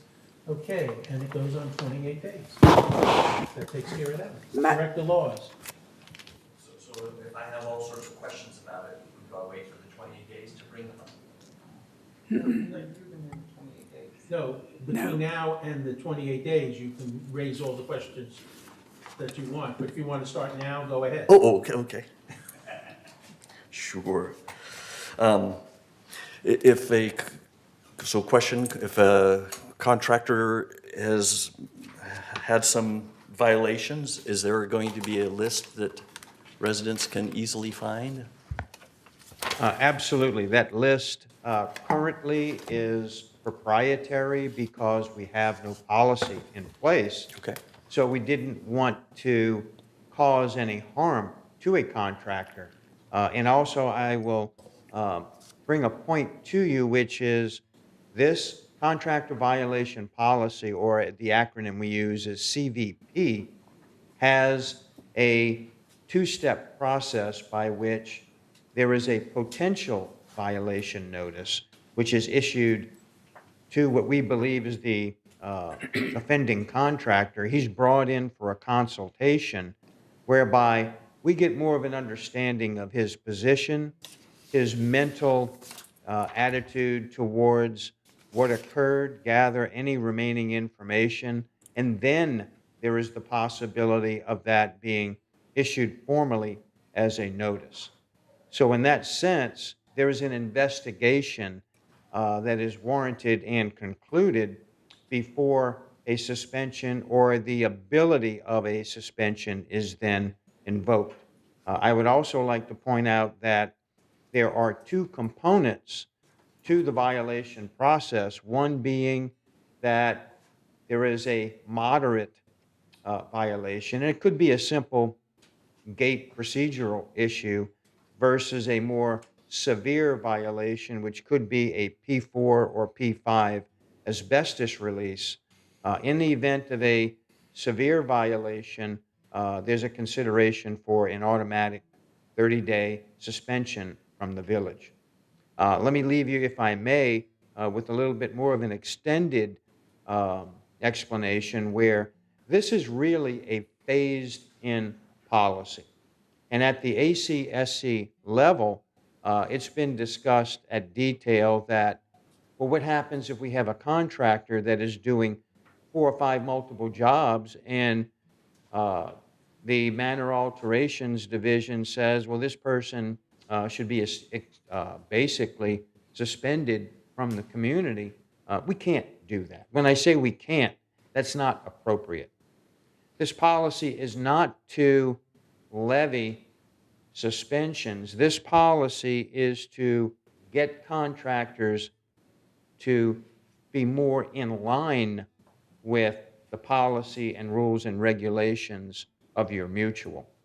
So I'm just guessing at this point, but this is an ongoing, maybe 6-month process whereby we're intending to work with the contractors to clear up issues and not just take an egotistical approach to say, oh, you're suspended. And I know that's a long response to your question, but I feel that it gives you and the rest of the board members our mental approach to this. Of course, we'll be completely transparent with the list. Once we have people that are known to violate, they'll be taken off of the acceptable contractor list. And hopefully that gives you a little bit more of an understanding of our mentality and how this was approached. I appreciate that, thank you. Yes, it does. I just want to make sure I'm looking out for our homeowners and members. There's some statement in here that a member who is severely, sorry, let me rethink this for a moment. You mentioned that it would be inappropriate to have somebody stop work. Yet there's some things in here that says the manner alterations department has the final decision about that. And I just would think that maybe the board would be the final decision on some of those types of situations. That was a consideration. And I believe the way this came about, and this is already in place in the United Mutual, this is something that we're trying to invoke in the entire village to keep some uniformity, because we could have contractors suspended from one mutual versus the other, and we're just trying to stay consistent with it. And I do understand and appreciate your point of, well, maybe the board should make that action. We're completely willing to do that, of course, as well. We feel that there needs to be that transparency. The board members need to understand, by virtue of that transparency, that things are progressing the way you wish them to. And that's why I do mention that this is a phased-in approach, because the conversations I've already had with the staff in manner alterations is that this is going to be a feeling out process in the beginning. I don't envision there being any suspensions for 60 days plus, because simply it causes too much harm. Someone's already working in the community, the harm to another member is monumental, especially if they were in the process of a bathroom or a kitchen remodel. The thought of them all of a sudden saying, I don't have a contractor tomorrow, what do? I have to spend now more money in hiring someone on a partially completed project. So we've given this some thought. To be honest with you, with something of this magnitude, there can always be unintended consequences. It is our obligation to err on the side of the member, regardless of how we we can't look at this as an isolated situation. We have to look at this in totality and with common sense. And I think the board needs to be brought in to that situation. We'll certainly do it at the ACSC level, where we have more time to discuss those individual components and then overall make a report to the board if you so elect. Director Cook was next. He answered my question. Mine That's was right, that's what I thought as- you were mouthing to me, but I wasn't as sure. to Director Lewis. How you're looking out for the members. Yes, sir. So am I incorrect in assuming what I've read here is that there's been a slight increase in suspension time from the get-go? The old suspension time, I believe, was either 10 or 15 days, and then it moved to 30, and then it moved upward from there for the third time around. And this is a different structure for suspensions for contractors for violations? Well, there was no set resolution that mandated any progression or any of those timeframes that you're mentioning. So this is really the first contractor violation policy that I'm aware of, but I've only been here about 18 months now. Okay, so I have a sheet, what I was given by Alterations, or that was on the website, actually, that stated these suspension levels I'm talking about. And that's why I didn't see a progressive warning system, if you will. And I know that would be with a type of violation and so on. This is a complicated issue. I understand that. But I don't want to penalize, as you brought up, someone that's going through something, and waiting time is expensive. And then if their contractor is banned from the village, then it poses a huge issue of, as you said, trying to get another contractor to finish an unfinished job is worse than trying to get one to start a job, generally. Agreed. If I could address that from the committee perspective, I don't think that there's ever any intent to leave a member in midstream in terms of their work. The contractor would be permitted to finish that job. The suspension, if there is to be one, would take place after the job is completed. In current policy, that's not the case. Well, this is, in this policy, Yeah. that is the case in this policy. Is that correct? Yeah, that's a very good point, and I do want to emphasize and echo what Mr. Muchnick just stated, in that we want to allow, if the situation, when I say dictates, is presented to us, that we can allow that contractor to move forward. Let me give you a very short example. We had a contractor that was not adhering to current policy. 2 or 3 violations, in our opinion. And there was nothing we could do about it. And this was costing members upwards of $10,000 a hit relative to P5 cleanups. And we brought that contractor in to Manor Alterations and said, what is going on here? And quite honestly, I think, he said, I was not aware of this situation, and my employee doing these things indifferent to your current policies. But I will fix this right now. This policy, this contractor violation policy in front of you today, directs us, mandates us to have that conference after there is a potential notice provided, so that we do sit down, start that conversation. And that was one of the main reasons that language is in this current policy. Director Laws. Exhibit A, number 5, this is page 7 of 16 near the bottom. Member hereby consents and grants to the mutual ... a right of property entry at any time to inspect said property improvement ... That seems a bit broad to me. Doesn't mention during the scope of the work being done. It just seems like it's quite a broad paragraph. actually. It's may just be a sentence. So What page you on? page 7 of 16, agenda item 13B. This is Exhibit A, attachment 2, number 5, at the bottom sentence. That is a standard provision already existing within the rules, construction rules and obligations. That was not a change in this contract violation policy. Fair And enough. It's a very good point. And just to clarify, our intention is not to say 2 o'clock in the morning, we want to enter your manor. It is relative to the work in progress.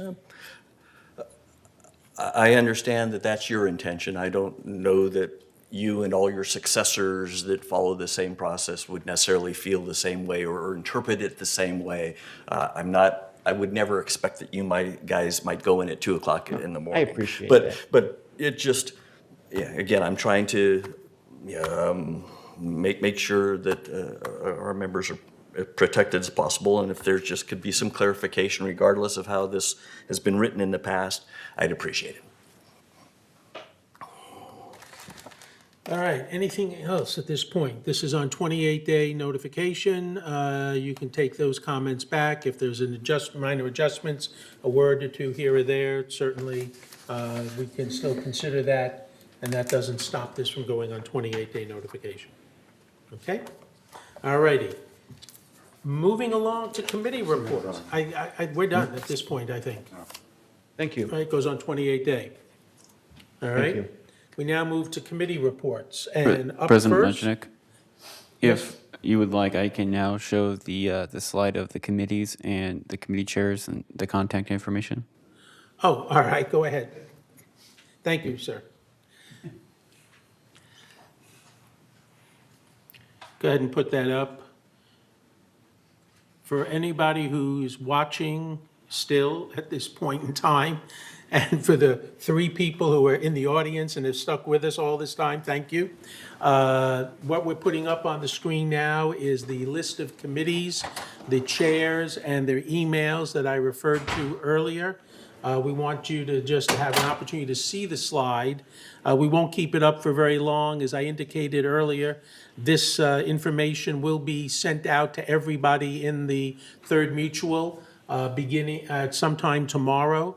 The email is already organized and includes all this information, so you will have it tomorrow if you don't want to take the time to write down the list of committees, the chairs, and the emails.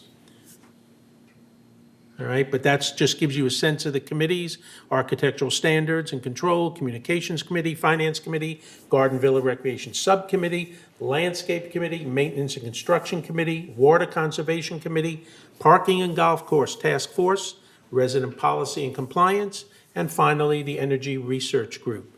Those are our third committees. We do not get to appoint advisors to the GRF committees. That's why you don't see any of the GRF committees here. Director Engdahl. I have a change on mine. I have 2 email addresses. I try to preserve another one for VMS activity. And what email is that, sir? That should be RCENG at 2 at gmail.com. Okay. Then The I other will- one, I get about 80 emails a day, or maybe 100, and I go through them pretty fast. If it's a name I don't recognize, I could easily miss it. Gotcha. All righty. So another director with their own separate email account for VMS business. All righty.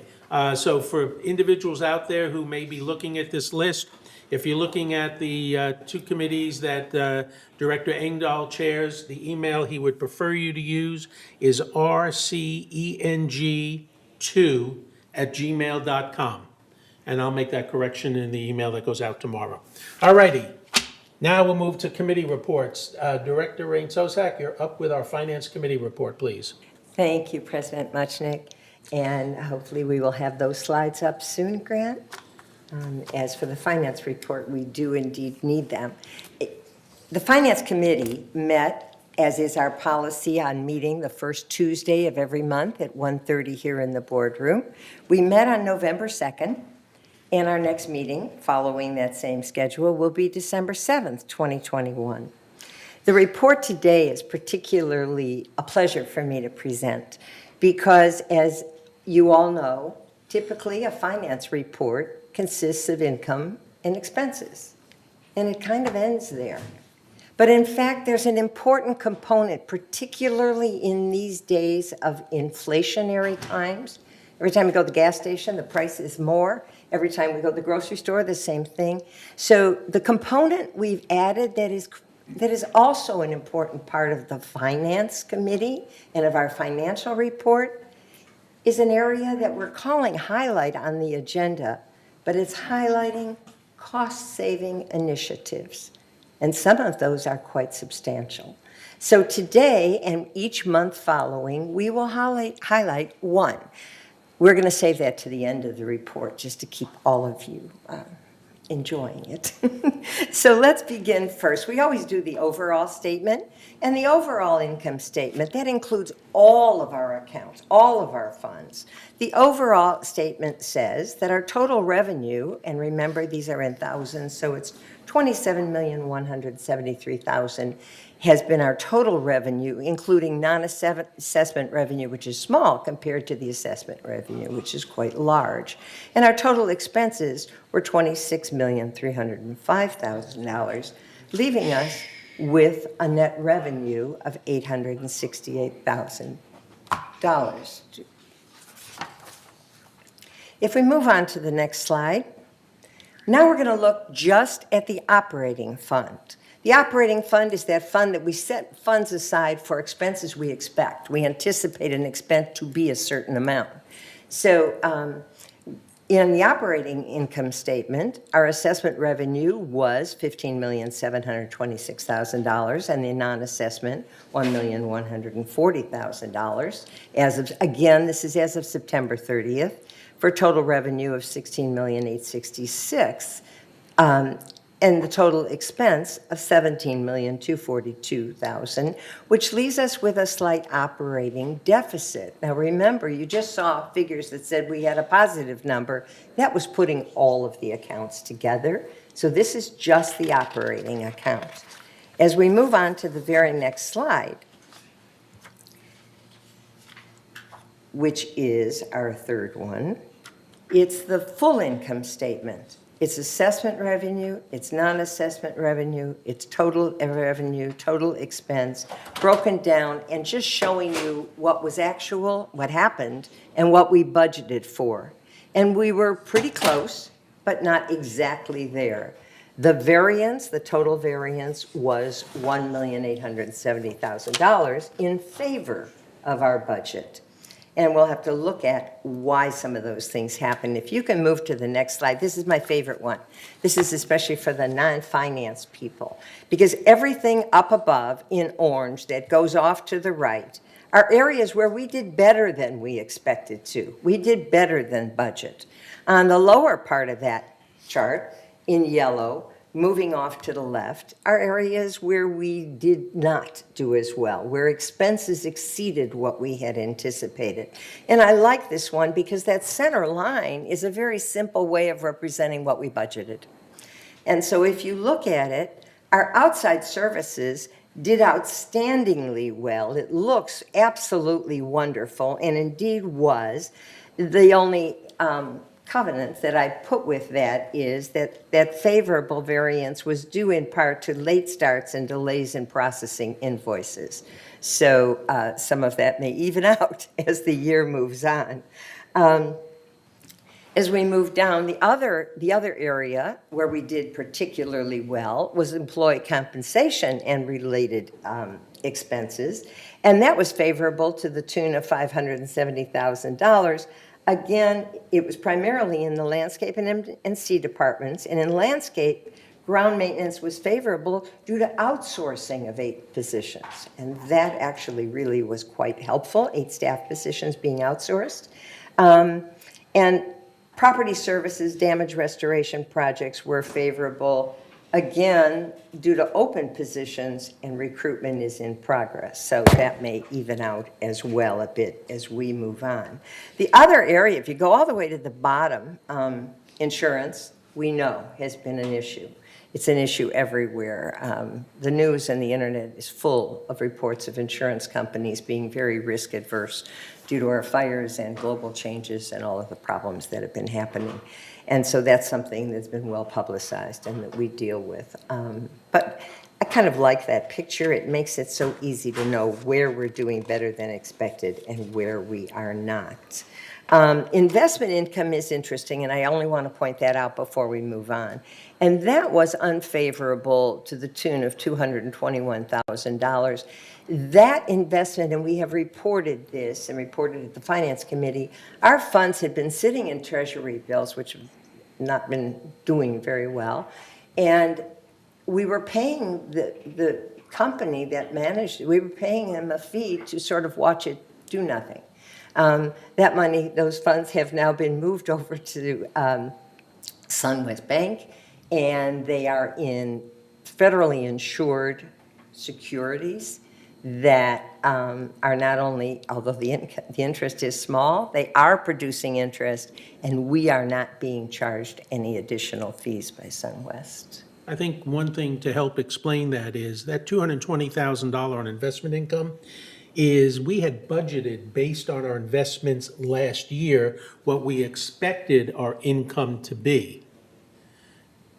We are below that level because we moved from those investments over to these FDIC insured investments, which pay a lot less, but we don't lose any principal in the process. So this figure of investment income looks like it's negative, but the truth of the matter is it's only negative against what we anticipated budget-wise, not really a loss. And again, that's highlighting that the center line, that straight black Where the line, budget was. is what we budgeted and Right. what we expected. And it's exciting that moving forward, we will not have any charges from SunWest Bank for managing the money and taking a peek at it. So with that, if we can move on to the very next slide, which is really kind of an interesting one. I don't know how many of our members are aware of what portion of our non-assessment revenues come from fees and charges to residents. It's almost half. It's quite a sizable amount. It's 45%. We also get a fairly interesting amount from lease processing fees, and even laundry is the washers and dryers that are supplied that people pay for. So I just thought you might enjoy seeing that. These are very small amounts, and these are always available for you. If we move on to the very next slide, we look at our total expenses. And now we're moving from revenue to expenses, and we see that employee compensation is the biggest expense, followed by outside services, insurance, which takes quite a chunk, utilities and telephones, and then to a much smaller extent, things. And you will notice that legal fees is very small, because that is something I didn't point out in our better than anticipated bar chart that we just saw a minute ago, and that is that our legal fees have gone down considerably. There has been a concerted effort to be very efficient in our use of the attorneys. And so if we can move on to the next one, let's look at the non-operating funds. And the non-operating funds, there are several. There's the replacement fund, which is kind of obvious by definition, the disaster fund. Unappropriated expenditures fund is what we always think of as a contingency fund. We need some money there for the surprises. And the garden villa fund, which is very, very small, particularly, it's specifically for their rec rooms. And that total, the fund balances, we have current balances across the bottom, you can see for each of them, and a total of $29 million. And it's divided for you. If you move on to the next, as we come to close to the end of the report, it's just another way of looking at some of these funds and what's there over time. And you can see that the replacement funds have grown, and that's good because our facilities are starting to need some maintenance and repair, and they increasingly so as they age. Unappropriated expenditures in blue at the top is close to the same. The disaster fund has gone down a little. That's because of the money that was borrowed from the disaster fund to help pay the insurance, and that is being repaid as we move forward.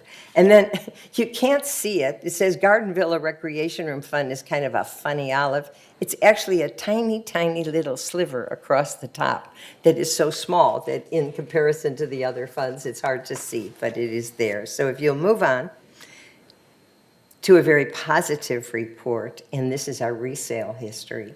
This year, resales as of September 30th, so that number obviously is higher now.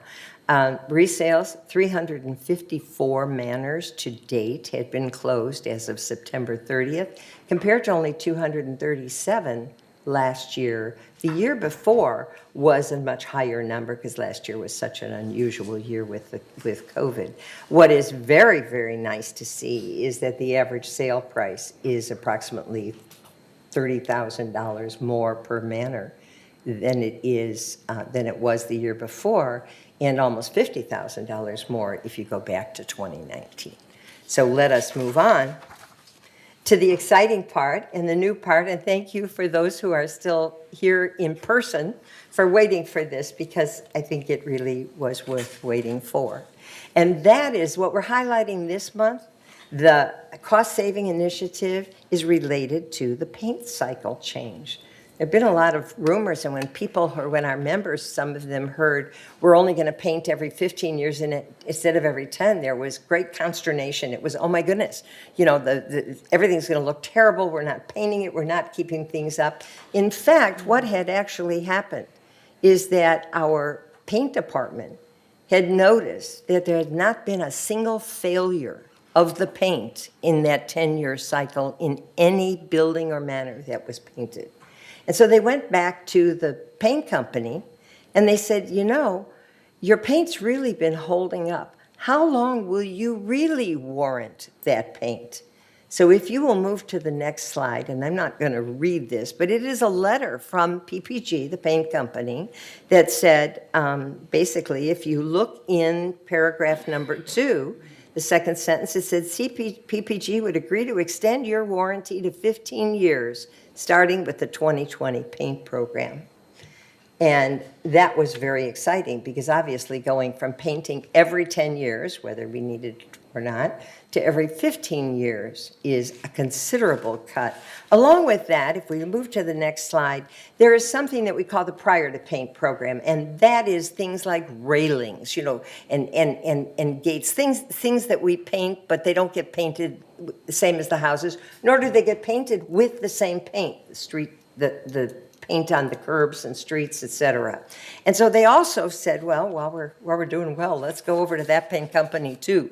And the prior to paint program is usually done every 5 years, was in the past. They went to Life Paint, who supplies that paint, and they said, we've noticed your paint's holding up really well too. What would you do as a warranty? You've been warrantying it now up to 5 years. Would you consider extending that? And they said, absolutely. We stand behind our product, and we will warranty that for 7.5 years. So we have gone from 5 years on prior to paint, so twice in a 10-year cycle, and painting a unit or a condo building every 10 years, to 7.5 years and 15 years. How does that translate to money? What does that help us? Because we all see our fees, monthly fee going up. What happened? Well, this particular piece of it has played a very major role in keeping our monthly fees where they are. And if you'll move to the next slide, I'm really excited to share with you that this initiative, done by and undertaken by those responsible for the paint program, resulted from 20 to 21 in a savings of over $549,000. The prior to paint, then that's that other paint that now is every 7.5 years, almost $400,000 for a total savings each year, year after year, of $948,491. So that was a pleasure to report. Next month, you can look to another highlight at the end of the finance report of a cost savings initiative. And if you will move on as we finish up, you can see that we're looking at our non-assessment revenue, certainly a much smaller part of our revenue piece, but the fees and charges to residents, as I mentioned earlier, is quite large. and the lease processing fee comes in second with laundry a little behind it. And it's just nice to see those broken down. And with that, that is the Finance Committee report. Thank you. Thank you very much. Next is the Architectural Control and Standards Committee. That's my report. We met on October 25th. The next meeting is the 22nd of November. And if you were with us a little earlier, you heard that a couple of things are being sent back to Architectural Control and Standards for additional review. But there was a big discussion that took place. The video is available up online if you want to see the discussion that did take place related to what constitutes a variance versus what constitutes a standard, in an attempt to try to get a more detailed list of those items that only need a mutual consent versus those that need a variance. But then, based on a discussion this morning, we're now going to go back to that same committee and have a broader discussion about maybe categorizing variances into different groups so that the amount of charge that is attached to a variance might vary depending upon the level of complication. But that's all to be determined. But that's the kind of things that the Architectural Standards Committee is in the midst of discussion. And like I said, the next meeting will be November 22nd at 9:30, and it will be here in the boardroom for those who want to attend in person. And for those who don't, it'll be a virtual meeting as well. Now we'll move on to the report of the Communications Committee. Director McCary. Thank you, President Muchnick. The Third Communications Committee meeting actually did not meet in October. It was actually last met in July. The next meeting is scheduled for January 12th, 2022 at 1:30 p.m. And as of right now, it will be virtual. And so now the next item, 14D, Report of the Maintenance and Construction Committee. Director Engdahl. Last meeting of the third M&C committee was on November 1, 2021. Discussed several things of interest, particularly of interest to Gate 11 people. We discussed the study produced by Petra Geosciences regarding groundwater problem inside Gate 11. And I think we recommended that we go ahead and try to install a French drain system to relieve some of the worst areas. Some anomalies were in the solar production report were mentioned by Bill Walsh, our consultant, and Mr. Major complained that the generating systems are working properly, but there was some difficulty with the SunPower communication system. And since we're no longer, or our vendor for the SunPower systems is no longer an authorized dealer, part of the contract and the warranty says that they has to be serviced by a recommended dealer, authorized dealer. We are presently in negotiations with SunPower to find a new authorized agent, and then it'll get straightened out. Another major item, most of interest to Garden Villa people, lighting at the three-story buildings was discussed. Staff indicated the timers were on schedule to be reset. Hopefully they have been by now. It was also decided the staff would investigate multiple long-term solutions, including photosensitive controllers and presence sensing devices, which will alleviate some of the problems and lighting problems in those buildings. I think that's about it for the M&C meeting. Our next meeting is scheduled to January 3rd. Thank you, Director Engdahl. Now we move to the Parking and Golf Cart Subcommittee. Director Bada. Thank you. The last parking committee meeting was in August, and that report was given subsequently. The next meeting is not scheduled yet, and we will announce it as soon as it is put together. Okay. Thank you. Next, we have the Garden Villa Recreation Room Subcommittee. Director Jarrett. Thank you. As the chair, I reported that the rec room inspections resumed and have been completed for the year 2021. 4 servitors replaced in kitchens in the Gate 5 area. All 1,272 game table chairs were replaced, and 3 rec rooms had carpets replaced. All repair work is up to date. I also requested to be notified if rec room locks are changed for any reason to help facilitate the disbursement of keys to the residents, and suggested that the third board rec room rules be posted in each rec room. Staff provided an overview of the budget summary and was advised to confirm with finance any funds that will be replaced into the reserves. Staff provided clarification for replacing personal refrigerators. 10 rooms have had metal blinds installed, and 9 have vertical coverings that require upgrading. This work should take place next year. I also requested that staff inspect the exit signs to determine how many still are electric versus the newer battery-operated models that are required for the fire rules. Staff will confirm smoke detectors are tested during inspections. An overview and explanation of the component replacement list was made. The next meeting will be on Wednesday, February the 23rd at 1:30 p.m. Thank you. Thank you. Report of the Landscape Committee, Director McCary. Thank you, President Munchenik. The Landscape Committee met last on November 4th, 2021, here in the boardroom. Some points of discussion. There were some member comments regarding weeds in certain areas. Kurt Wyman responded and reported that currently weeding is done 4 times a year, and that's basically because of the way it is budgeted. Mr. Wyman also reported that the mowing cycle is now every 2 weeks. There was also a member comment in terms of how dealing with bees in the community, and Kurt Wyman spoke to that issue, and he said that if staff is able to save the queen and the hive, that they are all located out at the molting yard, and that bees are not deliberately destroyed, and the only bees that are destroyed that we are aware of are the African bees, but the regular bees are not being destroyed. If at all possible, they are being relocated back to the mulching area.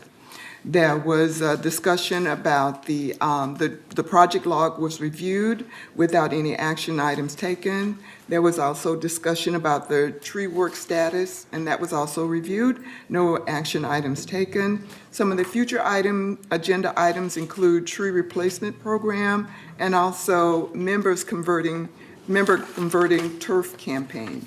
The next Landscape Committee is going to be December 2nd at 9:30 a.m. It will be here in the boardroom and also virtual. Thank you very much. Next is the report of the Water Committee. Director Rain Sosa. Yes, thank you, President Munchenik. And just to clarify in that landscape report, before anybody panics, it is, the mowing cycle is now every 2 weeks, but that's seasonal. It's not that they've made a permanent change. It's seasonal. Before everybody gets excited, it's that the grass is growing slower, so it slows down to every 2 weeks. And then with that, the Water Committee report. The Water Committee normally, Conservation Committee meets quarterly, and it ordinarily meets on the last Thursday of the month at 2 o'clock here in the boardroom so that we can film it. We had to change the date of the last meeting because GRF had a meeting they had to have in this room that had to be filmed. So instead, we met off schedule, and I want to make sure people know that it's not a new schedule. We met on November the 9th. It was both virtual and in person, and our next meeting, following our proper quarterly schedule, will be January 27th, and it is shown as a virtual meeting on the agenda that will be in person if COVID permits. Everything is sort of up in the air for that. What is really important, and I'll try to make this quick, but water is so important now that we can't really ignore it. The meeting was very exciting because we had several residents attend, and not only members from Third Mutual, but we had people there from United. We had some of the GRF folks there showing an interest. They've asked me to come to some of their meetings and share some of our conservation thoughts, and I was very happy to accept those invitations. It was an exciting meeting. It was nice. There was great participation. We also let people know, and you probably can't see this because the camera is pretty far away, but you will be seeing these. And for our 3 people who have stayed with us this far in the meeting, there are copies of this water saving suggestion chart sitting over on that counter right under the screen. because frankly, we all have to do something. The important part of the Water Committee report isn't what happened at the meeting. It's what happened 3 hours after the meeting ended. And I will read you the statement that was on the news. The Metropolitan Water District of Southern California, the region's water wholesaler, declared a regional drought emergency on Tuesday. And unfortunately, it wasn't the day before, so we couldn't really address it at the meeting, but it is really important. General Manager of Metropolitan District said, we need everyone to take action to reduce their water use immediately. This drought emergency declaration helps all of us move in the same direction. We've always emphasized at the Water Conservation Committee the Tier 4 folks, and then we'll go to the Tier 3. The fact is, we all have to conserve. It's no longer, well, let's just look at a few people. Everybody needs to look at what they did. So again, the little flyers that you will see in the clubhouses that hopefully we will have hanging up in some of the laundry rooms in the buildings and on the bulletin boards of the Garden Villa buildings and any other place we can have them, will be there to remind people. To give you an idea of how serious this is, the California Department of Water Resources said, and I quote from this article, if drought conditions continue, the state may provide only enough water as deemed necessary to protect the health and safety of Californians. This is a drastic step that has never been taken. The state has indicated it would constrain water deliveries to a level that may ultimately prevent any outdoor watering, another first. So please, as part of that committee report to all of you, and on behalf of all of us, I beg you, cut down your water use. If you're watering outdoor plants, please use that jug that you just rinsed out in the house and put that on your personal plants. The landscape department has posted a list of drought-tolerant plants, and hopefully as people are doing things, they will keep that in mind. And you will be hearing more because it really is a crisis now. Thank you. Thank you. Not pleased to hear that, but we need to hear what's actually going on as it relates to water, and not only in our community, but clearly what's going on at the state level has a real impact on us, and it's something that all members do need to take very seriously, as you have indicated. And we'll be hearing a lot more about this as we move forward, because this is not going away anytime soon, and something that we're going to have to deal with here in the community. Okay, report of the Resident Policy and Compliance Committee. The committee last met August 24th. And now as chair, I have set up a meeting. The next meeting of the Resident Policy and Compliance Committee is November 23rd. That's a Tuesday. It'll be here at 9:30 in the boardroom, and also virtual as well. And we are taking up a number of topics related to the resale and leasing issues here in Third Mutual. Those will be on the agenda, just as kind of a little prelude to some of the things we'll be talking about. We're now ready to go to GRF committee highlights. We'll go first to Director McCary, Community Activities Committee, please. Thank you, President Muchnick. The Community Activities Committee met on November 8th. It was a combination of virtual and in-person meeting. Brian Bruner gave an update in terms of staffing, where he stated that recruitment efforts are ongoing for the Recreation Department. He also reported that the department is operating at about a 65 to 70% capacity in terms of staffing, because there's just, the efforts are ongoing, but people just aren't really applying at this point, so those recruitment efforts are ongoing.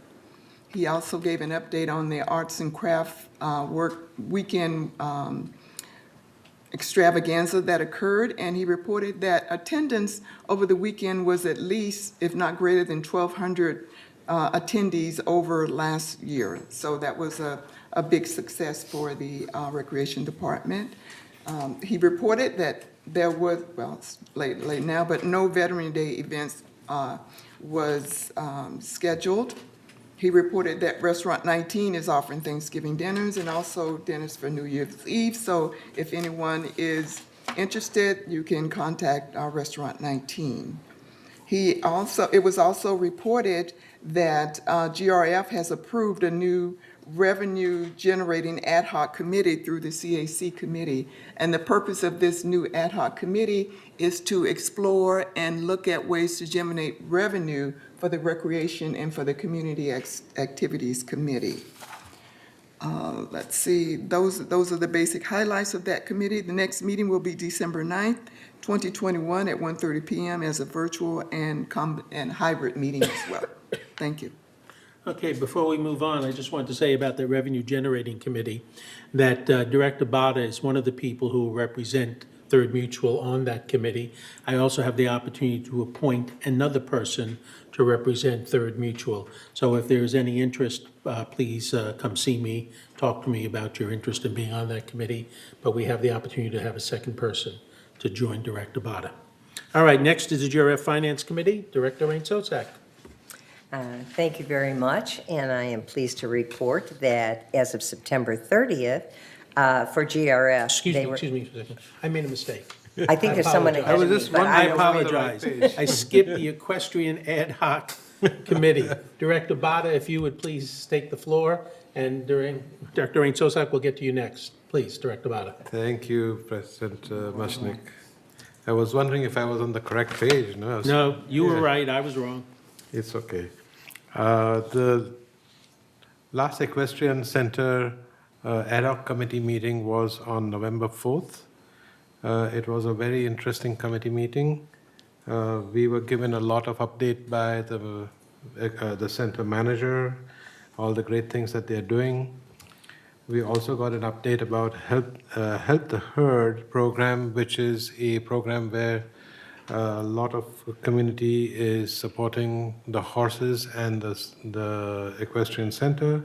It's doing well, it's reaching its goals, and I suggest that our community continue to support with their helpful donations. The rat abatement program is doing well. The rats infestation has been under control and substantially reduced because of certain changes that they made with the kind of product that they use to control the rat growth, and also they have covered up all the holes that were there in the flashings or wherever they were. The next item that was discussed was the review of the Equestrian Center department fees that they charge the people, and there has been a slight adjustment to the fee that will increase the amount of money that is collected.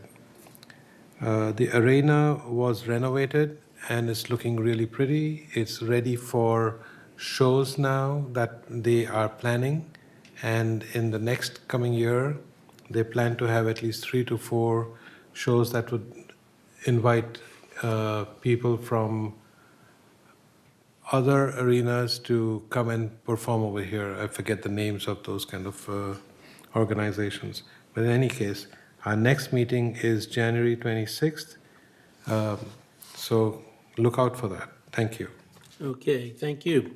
And now, the GRF Finance Committee, Director Rain-Sozak. Thank you very much. And as I've already said, as of September 30th, GRF was better than budget by $2,224,000. So we love to see that, but unfortunately, due to projected increases in costs in the inflationary times we live in, as we all know, in September, GRF was forced to increase our portion of our monthly assessment by $11.90.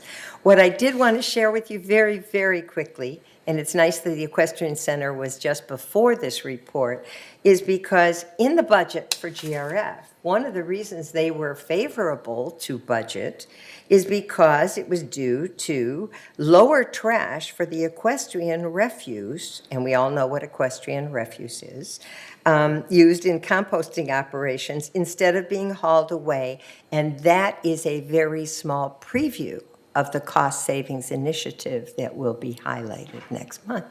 And that's my report. Thank you very much. GRF Landscape Committee, Director McCary. Thank you, President Munchnick. I was not on that committee at the time of the last meeting, so I have no report for the GRF Landscape Committee. Okay. Is the next meeting November 18th? Yes, the next meeting is November 18th, and I will attend. You'll have a report for us I will after have that. a report. All right, GRF Maintenance and Construction Committee, Director Engdahl. Okay, our last meeting on the MNC, GRF MNC meeting was October 13. I think most of what was discussed there was covered in our last board meeting. However, I will touch on a couple of things. The golf driving range, I think, has been kind of redesigned, you might say, or rescheduled. Going to do enough grading only to sufficiently control the water runoff. And the scope of work is going to be revised to cover, if it hasn't been already, has been to cover soil amendment and planting. So it's a little bit less than what originally was planned. On October 14th, we had a tour of the welding shop to consider replacement of a steel building. However, since then, it appears that another building may become available which could be suitable for a welding shop. So this has been temporarily delayed. Next meeting of the GRF MNC status is December 8th, both visually and in here in the boardroom. At 9:30 in the morning. Okay. Would you like to now give us your update on the clubhouse facilities renovation, Clubhouse 1? Okay, we'll do that too. The last meeting of the facilities. Clubhouse Please make sure your mic is on. renovation, Your mic. ad hoc. Your mic. Your mic? Oh, I'm sorry. Did I shut it off, or did I not have it on the last time? Okay. The last meeting of the clubhouse facility renovation ad hoc committee was October 29.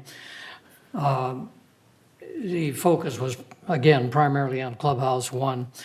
And we discussed a number of things, including, a number of things other than the seismic renovation, which has been pretty much set aside because of high costs that we once started into it. So it's kind of limited to things like AV equipment, electrical upgrades, lighting panels, GFI receptacles, lighting, some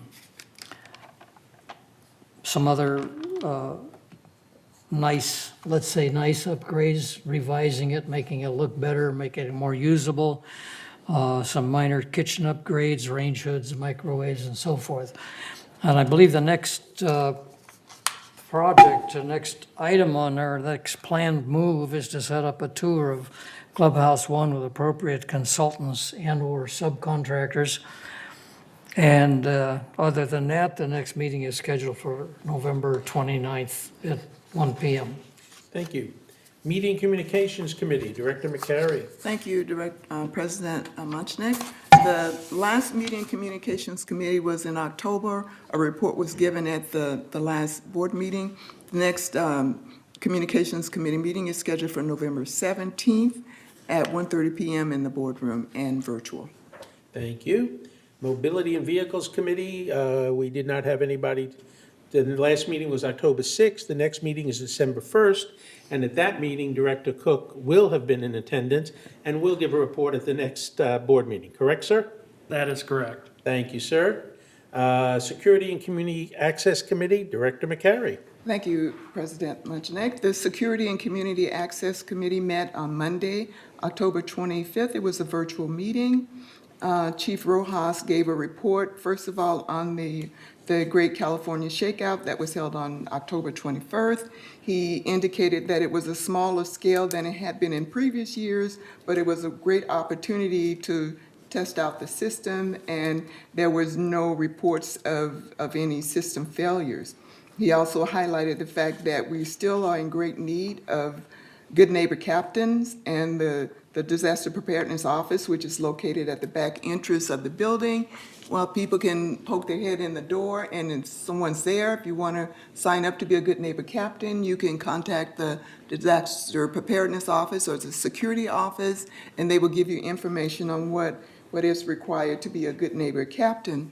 They're also looking at some of their criteria and the requirements for being a Good Neighbor Captain, so that some of those requirements might be contoured a little bit more, such as the responsibility and the areas being covered, so that it'll make it easier on Good Neighbor Captains, and it might also help in terms of recruitment and retention of Good Neighbor Captains. He also, Chief Rojas gave a report on the RV. He gave an RV lot update on lots A and B, and that they were pretty much full to capacity. He said that there were actually 38 residents on the waiting list for the RV storage area. So any residents that are looking for to reserve spots in the RV lot can contact Chief Rojas. And as I said, there's 38 people on the waiting list. Chief Rojas also gave a report on security patrol, and he reported that in terms of incidents, there was one DUI that was cited in Gate 8.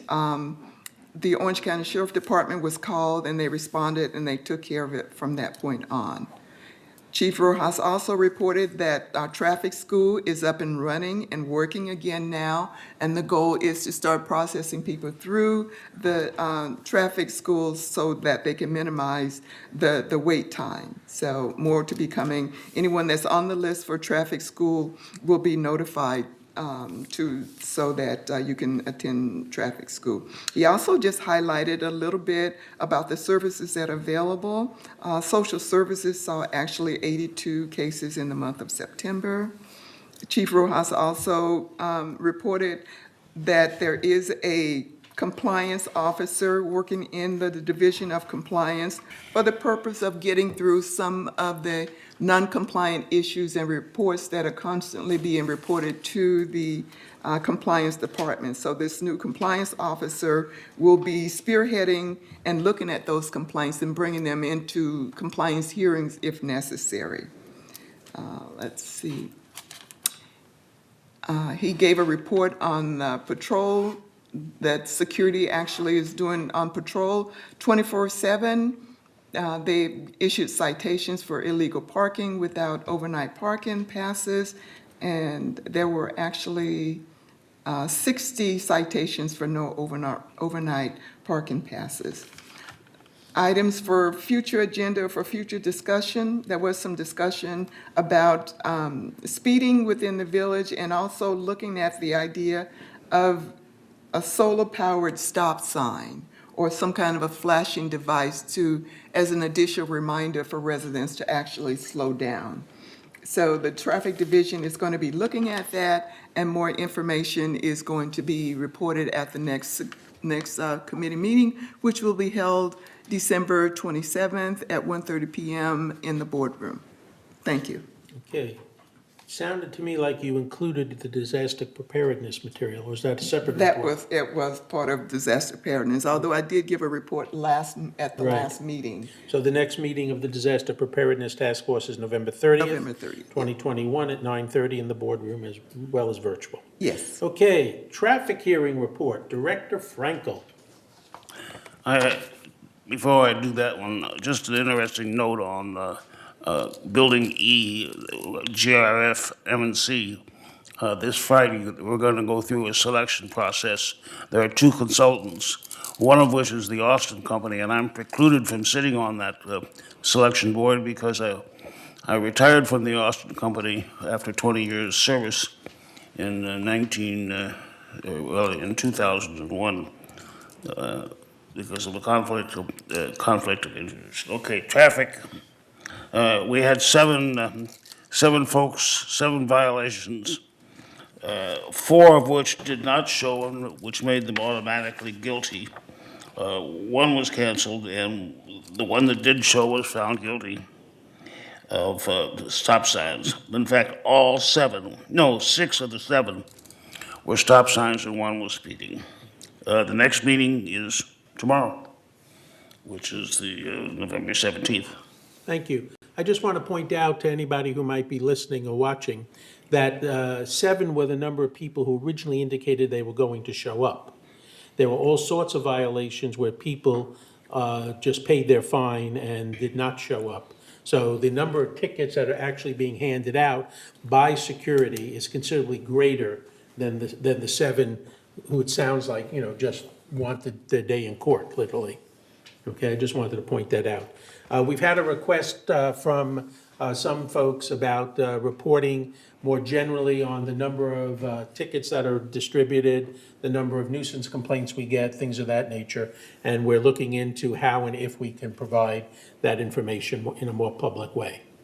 All right, next on the list is the Strategic Planning Ad Hoc Committee. Once again, it has not met. It is not scheduled to meet at this time. The earliest we're talking about is probably sometime in January. All right, next is the Trash Task Force. Director Wayne, CEO Jeff Parker said you were going to give us a more detailed update. Yes, I'm going to talk trash now. So I'll turn on my microphone. So, I think everybody knows by now that we are changing from the current trash hauler to a new trash hauler. The reason is that the current trash hauler has opted out on the last year of his contract. And that's because of the new requirements that has been set up by the state of California regarding trash. Those new requirements are such that we went out to bid to see who would give us the best price. And that was CR&R. Is that right, CR&R? CR&R. I got those letters right this time. So, with that in mind, the new bill, which is a California Senate Bill 1383, goes into effect on January 1 for solid waste collection. Now, if you read the question and answer section in the village website, or saw it in the village, what's up in the village, it is also on the village website for those who missed it. Now, the idea here is, the aim is to reduce methane and other harmful emissions. So with that in mind, the state is trying to combat the climate change and improve public health. It applies throughout California. It creates a significant new regulatory mandate affecting solid waste handling services. The most visible change for Laguna Woods is going to be separating food waste from recyclables and your regular trash. And with that in mind, then there's going to be a situation where we're going to have more trash cans. Now, we do not know yet where those trash cans are going to be located. So at the meeting, it's going to be on Thursday, which is the meeting of the city of Laguna Woods, and the members from the different boards will be talking about what the latest is on where they'll be located. Now, the trash cans that we have now will all be replaced, which is good because many of them are in disrepair. So we have to identify the shared trash enclosure locations that we can use. And we'll have information on that in December on where that will be. The cost is going to be considerable because we're looking at having 3 pickups now instead of 2. We have 1 pickup now for recyclables. We have 1 pickup now for regular trash. Now there'll be a 3rd pickup. That's going to require new vehicles. That's going to require new hires to drive those vehicles. So as you can imagine, that's all going to mean a lot more expense for us here in the village. Any questions? More to follow after the meeting on Thursday. Thank you. All right, next up is the Information Technology Advisory Committee, also known as ITAC, and Director Laws, you're going to share with us an update. Sure. Right. And Grant's going to hopefully present a slide or two that I quickly pulled together. So ITAC, as we kind of call ourselves ITAC, Information Technology Advisory Committee.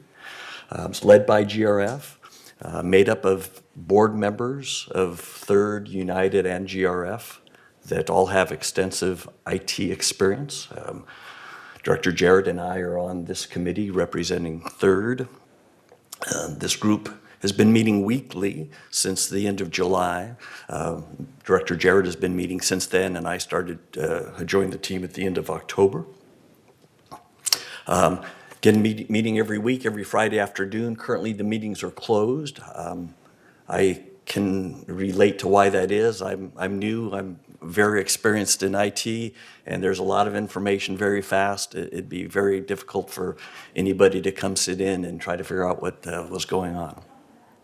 So the purpose of this meeting really is to identify some new systems for Laguna Woods Village, IT systems, to replace existing systems that are old, that are separate, which require a lot of different data entry and inefficiencies. The team is trying to identify a tool and what they call ERP, which stands for Enterprise Resource Planning, but it's really the basic tool set of that organizations use to manage their day-to-day business. So if you hear about ERP, that's effectively what that is. And so we're working to combine some of the separate systems that exist today that have been homegrown over time, reduce data entry, have the same system for residents and staff, easier reporting. So there's a lot of benefit expected from this, and the team is working really fast to make this happen. If you can go to the next slide there, Grant. All right. So status, requirements of what this new system should do have been generated. And the requirements aren't just functionality of hey, it needs to be able to track payroll, for instance. There's functionality as part of it, but usability, it needs to be easy to use, should have some phone capability, which is kind of 2020 type stuff. Security, we were hacked a while back. We want to make sure that we come up with a solution that makes that extremely difficult, if not impossible. Availability needs to be up and running 24/7 and needs to be easy to change if need be over time as our conditions change. So those are requirements have been put together, been sent out to a lot of folks. About 30 different vendors have been looked at, and we're down to the top 3 that look like they best meet the requirements that have been identified. And currently there are demonstrations of the functionality and capabilities of those 3 systems that are being made with the ITAC team as well as the staff. And purpose of me talking today is really just to update you on this. The ITAC team will be coming more formally, sharing a recommendation over the next month or 2, depending on how fast they can pull things together, including a return on investment. We do have some capital funds already budgeted to replace some of the existing systems, so that's part of the normal budgeting process. And we hope that there'll be a lot of cost savings as well that we can share with you, but that information is being pulled together. More details at the next board meeting. Any questions? Okay, thank you. Thank you. Appreciate that. Thanks, Grant. We're done with committee reports. We now move to future agenda items. Are there any additional future agenda items board members would like to add to the list? You're not precluded from doing that at another time, but we'll just ask at the moment. All right, we'll now move to director comments. I will start as soon as Director Laws swallows. With Director Laws. I have no further comments, thanks. Okay, Director Cook. Director Frankel. No, thank you. Director Engdahl. No more comment, thank you. Director McCary. Yes, thank you, President Munchak. I've got a couple of member comments. The first one is for anyone who's listening, with the holiday season, there are a lot of email scams going around right now. I've been the victim of scams twice within 1 month, and I've gotten some information from some people just recently that the email scammers are really active right now. So really be very cognizant about responding to emails, asking for money, asking for support. Just be a little bit more cautious when you're opening your email. So, and they seem to ramp up around the holiday time, so just be aware of that. The other thing I wanted to say is, yesterday, all the boards had an amazing all-boards training for most of the day yesterday, and it was very, very informative, very enlightening, and I learned a lot. Even though we've had this over the years, I got some information that I hadn't gotten in previous years. So I wanted to say thank you to Jeff and Siobhan and for all of VMS and all the staff who worked to put that presentation together. It was absolutely wonderful. And lastly, Thanksgiving is coming up next week, and so I want to take this opportunity to wish everybody a happy Thanksgiving if you celebrate. If not, just be safe. Thank you. Okay, and just one comment about the All Boards training. Third Mutual was the only board that had 100% attendance at yesterday's All Board training, so thank you. I appreciate the fact that everybody took the time to attend from Third Mutual. All right. Moving on, we'll now go to Director Jarrett. Well, I'm really glad that the ITAC committee is no longer being in the dark, because I couldn't talk about it because Chuck didn't want us to talk about it all these months. But it's really exciting to be on that committee because it brings me right back to my job. So it's really interesting. So thank you. Happy Thanksgiving. Director Rain Sosak. I just want to mirror everyone else's wishes for a happy Thanksgiving for everybody, and to urge you all to please still be careful. COVID's still with us, and there is concern that with the holiday season coming up, that we'll be closer to people, we'll be indoors, and so please stay safe and have a wonderful holiday. Director Bada. Well, I'll echo the same sentiment. Have a happy and safe Thanksgiving, everybody, but no further comments for the board. Okay. Director Wayne. Yes. I'd like to thank Siobhan for putting together all this information, the detailed information on the trash for the solid waste collection services. Thank you. All right, we'll now go to CEO Jeff Parker. Final comment. Just a happy and safe Thanksgiving to everybody. Thank you. COO Siobhan Foster.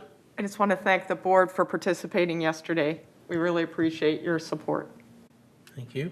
We'll now go to Interim Corporate Secretary Grant Schultz Thank you. I have no further comments. and Interim Assistant Corporate Secretary Cindy Shoffett. I want to also thank both Grant and Cindy for stepping up at this time when we've had the void in the corporate secretary's office. You guys have done a yeoman's job in terms of helping us out and picking up tasks that you weren't originally scheduled to do. So thank you both very much for that. And on that note, I wish everyone a happy holiday in whatever it is you're celebrating. If you're traveling, travel safely. And we will recess this meeting at this time. It is 12:42 p.m. Thank you.